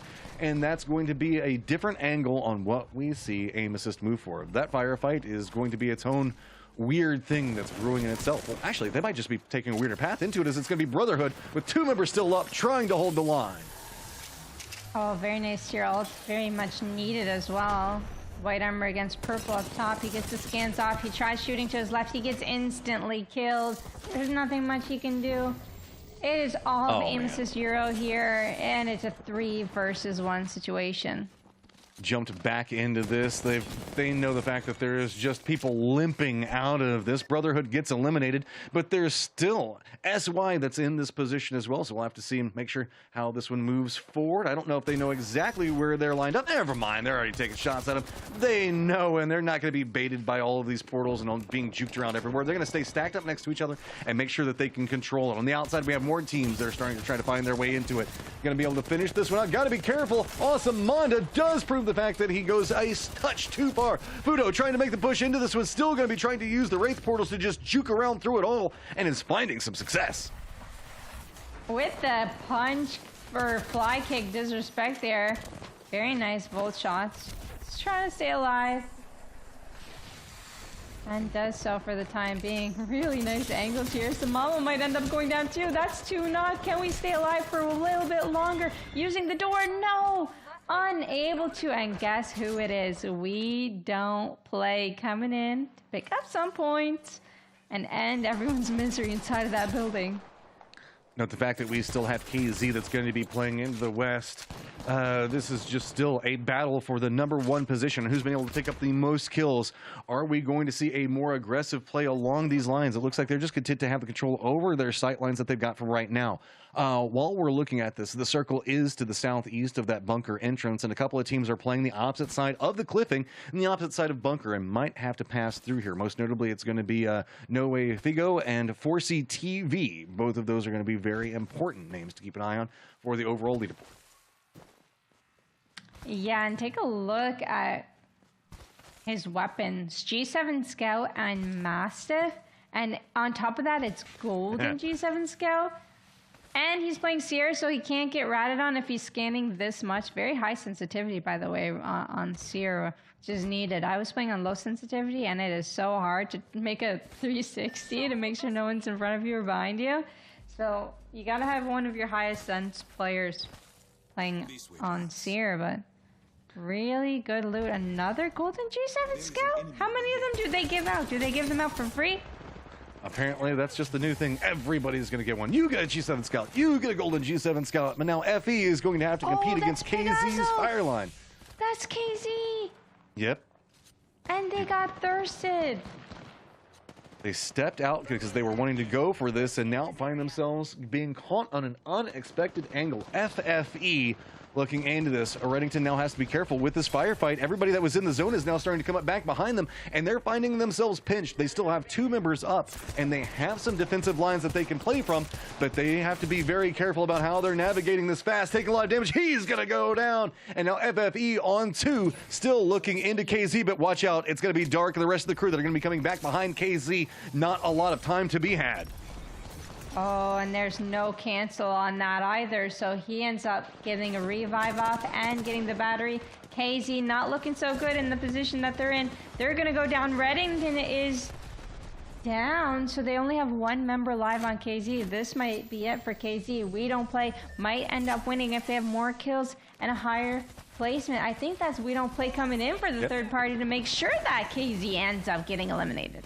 I love this from We Don't Play. Here where the shots are going on, realizing the fact of where they could be at, getting some very needed shots and damage into KZ could open it up and allow them to take this game. Now they have got to be careful, though, as everybody is again leaving the circle back behind them and could be trying to gatekeep them out. Most notably, it's going to be King Stefan that's going to be in 5. But in front of them, they still have Figo and the rest of the team, as this has just gotten into a stalled firefight. Nobody being able to find too much advantage, but nobody really wanting to lean away from it just yet either. Well, luckily for them, there aren't very many full squads left remaining, and I think they know that. I think they know that if they win that next 3v3 fight, that they can easily clean the rest of the lobby. But hey, these solos, they might want to tag team with each other to take them. We Don't Play down because they're way too good right now. I mean, Carlotas and Stefan both have angles into this, depending on how they play with it. So Carlotas showing no fear, now taking the shots in. We Don't Play trying to make a counter move around it, but that could put him very close. King Stefan hasn't taken any shots yet, hoping the fact that maybe somebody gets knocked here. I have to see if anything does happen with it. Carlotas realizing the fact that it is too assaulted. So now Carlotas trying to move away and trying to move it in the zone the exact same time as everybody else. King Stefan just flies over everybody. Look like he's going to be landing off over where no Figo and the rest of their squad has moved in. Also note that 4C is still live in the north, as it is big rotations coming back into the zone. Oh my goodness, so many solos. What is that? Is that 2 full teams and a duo? I think the fact that it's 2 duos, like, oh, let's do the math. Yeah, 3 full teams and a solo. Yeah. Wait. So two full 3-man teams. There we go. Viper Squadron forcing the last one up. And a solo. It's got to be careful. It's going to be Carlotas that's going to be taking some shots, but he's going to go down. Aim assist. Euro is out. Forcey's now trying to make a move into this path, just trying to use the ravine to his advantage. He is going to get himself found out there. While this is going to be gone, We Don't Play is trying to get control over the circle. Weirdest and Remember Me tried to move down inside of it, but they're going to have to take the jump lights back away from it. Forcey doing a good job on being a massive distraction over here, just trying to get away, taking damage, and does. Oh no! The last second gets tapped and is going to go down. Viper Squadron is eliminated, and We Don't Play have the circle. We Don't Play might end up being the only team to get 3 wins today. It's possible, but FFE might stop them. So we're about to find out there. Fast NF is getting pushed here. Valkyrie taking angles onto this building. Is he going to be able to get some shots on Fast NF? He's still full health for now on that door, just staying alive. For the peek out, and slow and steady wins the race right now, as all they have to do is continue to stall. 2 different squads that are going to need to move in here, and very limited cover options to work around, so maybe can herd them into directions to force them to fight amongst each other. But good job on the opposite teams, just doing a good job of avoiding those sight lines. It looks like We Don't Play is now making a commit into that west. They've got enemies that are too close to them. Now all of a sudden finding themselves very surrounded. This is all moving outside of the building, and so with this, We Don't Play is trying to move back. FFE still continuing their push. They have managed to make it in the zone, and on the opposite side, where it is has managed to get across the ravine and is now back behind. And it's going to be We Don't Play that has building control, but has 2 different teams sandwiching up. Yeah, our duo is on the back end of their building, and they could technically play right underneath. Could be safe underneath. Hard to say, though. As they close in, oh no, 126. Very good shots by Namka. Very good R301 spray again. He's going to push off of that. That's just way too much damage not to push off of that. He doesn't quite see anyone, so he's going to go up back to safety, back to his team. And he's almost out of jet fuel, so he can't go back down quite yet. He's going to have to recover that fuel before he jumps and doesn't have a way back up. Now just slowing back down with just the 3. You can see it's just a matter of prodding this building to see if you can find any vulnerabilities, and none are being revealed. Just unloading on this angle. Namco's now going to get control over the top and look down. Fish in a barrel spotted out, trying to get away from it, but now this might put them into no way if it goes sight lines as well. FFE still playing into that north and that western area as well. So holding them down, and my God, Namco is just absolutely unleashing on them right now. Yeah, take a look at Namka's ammo, though. Only about 2 or 3 clips left in his R301, so he... Oh, there we go. We've got the sharing is caring package by the team, thankfully, because he really wants to eliminate this duo. He really wants to secure at least 2nd place with 2 more kills. But it's so hard with the angle that he has, and they have a Bloodhound underneath scanning him, so they know that he's up there on this rock yet again. The portal comes through. I think they might be able to get underneath that building. It is quite a safe spot, unless Figo is taking a look at this angling. They want to take a look at this portal as well. They're kicking down the door. Do they double kick it? I don't think so. It's very dangerous. The door's opening on one side. Shots are coming through. Not connecting, though. We Don't Play now finds themselves on the outside of this one. FFE having to contend with the duo, and that's just going to benefit them in such a big way. Unknown Legend still having 1 member up, trying to cling to life. They've seen if maybe they can commit into the rest with the distraction that's going to be going around the outside of it. Still, 3 squads are going to be up, and We Don't Play makes the jump across because they realize this is going to be the sight line to play from. Now, playing very aggressive. They have the advantages, and they know it. They're just asserting dominance and jump up right as the door is going to pop open. Namka still just on the harass. No fear, the aim true yet again, and it's going to be a kill lead switch over as well as picking up the round victory. Namka took so many really good angles on top of the rock and onto the shed across from the team right underneath them, so he could get those shots right in the back and secure themselves a win, taking out the team of 3 before they took out the team of 2. They secured so many kill points off of that. Yeah, I feel like we might be seeing how the leaderboard is going to end afterwards. But again, don't forget, we have to figure out who's going to be on our top 10. And on top of that, we still have to figure out who's going to be on our top 4, as it was so neck and neck. And I'm going to be honest, I lost track of kills as we were moving through that game because it just started popping off at times. I wasn't expecting it, and then just got to be a domino effect of firefights. Yeah, they got definitely a fair amount of kills, but I don't know who got how many and who made top 10. That's going to be exciting to see. Let's take a look at the replays here. G7 Scout was heavily played and is heavily played in Kings Canyon, but also in our tournament today. Bunch of gold ones here, and we've got this one here. Trying to track through the trees, very hard to do, but they managed to get a few eliminations up here and a huge recovery up here as well. Switching over to the R3. Sorry, go ahead. Oh, no, you go ahead and continue. I was just going to say, I was very impressed with Aim Assist Euro, who was just, they were like the entirety of the story at the beginning of the game, and that's just been how they've been finding success. These guys are just so aggressive at different stages of the game that nobody's expecting. This might have been bad aggression as they tried chasing down a Wraith player through this entire building, and then she ended up getting the high end on them and getting them killed there. Carlota's overextending a little bit, tried tracking there, ended up going down. Live by the sword, die by the sword. That is the strategy. And also, the read on this was so well done by We Don't Play. They do a great job on forcing Unknown Legends to play the opposite side, not being able to push into their housing area. And now that pushes them right in front of FFE, who is then capable of exploiting it. And the Sandwich team suddenly finds themselves with the capabilities to sandwich everybody else around them. And it pays off big. They managed to walk away with 9 kills and a victory. Is it going to be enough is the big question. How am I not surprised that Namka has over 2,000 damage? He took every single angle possible, almost ran out of ammo, and had to use his teammates' ammo. Incredibly done by the whole team. Staying alive is the main thing, especially when you're 2-point difference from first and second. But not only did they stay alive, they got plenty of kills, and they got their enemies, their second place team, eliminated by ending up pinching them near the end. Yeah, now let's start our way through the leaderboard. We're going to be seeing it starting at the bottom first. You can see that game number 5 is going to go to We Don't Play. Just 2 names that were the consistent story over and over again today. Yeah, it's gonna definitely be a little bit different next week as more and more teams get more comfortable with playing tournaments on Kings Canyon.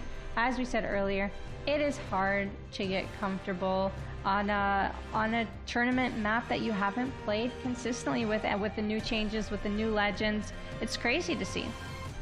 Let's see who's going to be qualifying. RGB narrowly not making the cut. So as we move into our top 10, let's get an eye to see on where everybody is going to be at. In our number one spot, it's going to be We Don't Play with a hefty lead over KZ. Back behind them is going to be Aim Assist Euro. FE following right back behind that. It's almost like that last game was a showcase of all of our top 4 squads. Behind them, Viper Squadron, Clippers, Koopy, ARS Baguette, Unknown Legends, and Brotherhood. Unknown Legends and Brotherhood making the jump up into a very strong position in later stages of that game. Yeah, it was a big game for them, definitely to play out. The Brotherhood, Full Metal Alchemist, making it into our seasonal finals. Those teams make it in, and now we have the schedule for our upcoming tournaments that everyone's super excited for. PlayStation.com is where you want to be to sign up for these tournaments, and we've got the Master Circuit Wildcards qualifiers. Number 1, August 26th, 2 p.m. PT. Come on, take a look at it in September. We've got it at 9 a.m. PT for our qualifiers 2, and for our qualifiers 3, September 24, 9 a.m. PT. So gather your friends, let them know about the tournament, ask them if they want to play and compete with you. I saw a couple people talking earlier. How do you support console esports? It's easy. You watch events like this. You tell your friends to give it a watch. There's tons of things that you can be beneficial for everybody. And as Girl was just saying, remember about compete.playstation.com, because that's where so much of the action is going to be going on. We'll give you an idea on how it's going to be lined up. You can see that we've got weeks of action that are going to be down the road, but that's going to be finishing up everything for EU today. So with this, I got to say, any closing thoughts or ideas before we move on to North America here in a few hours? No, I'm just really impressed with all the teams, the broadcast team as well, catching all of those great highlights, great moments. And for all of the players here today, great job. It is the first qualifiers. There's plenty of time to continue to learn. Look at the recaps, watch the VOD reviews, and a great job to our winning team. Do not be discouraged if you did not make it in that top 10. More chances will be coming your way. Take this as a learning opportunity. Yeah, it sucks you didn't make the top 10 this time, but that just means the fact that you have a better opportunity for making it next time. On behalf of everybody for production, I just want to say thank you guys so much for tuning in. And remember, we will be having North America in just a few short hours. I think it's going to be like 2 or so, hour and 45 minutes. So make sure you tune back in. It's going to be myself and Girl to walk you through all of the action. Thank you so much, everybody, and we will see you on North American schedule.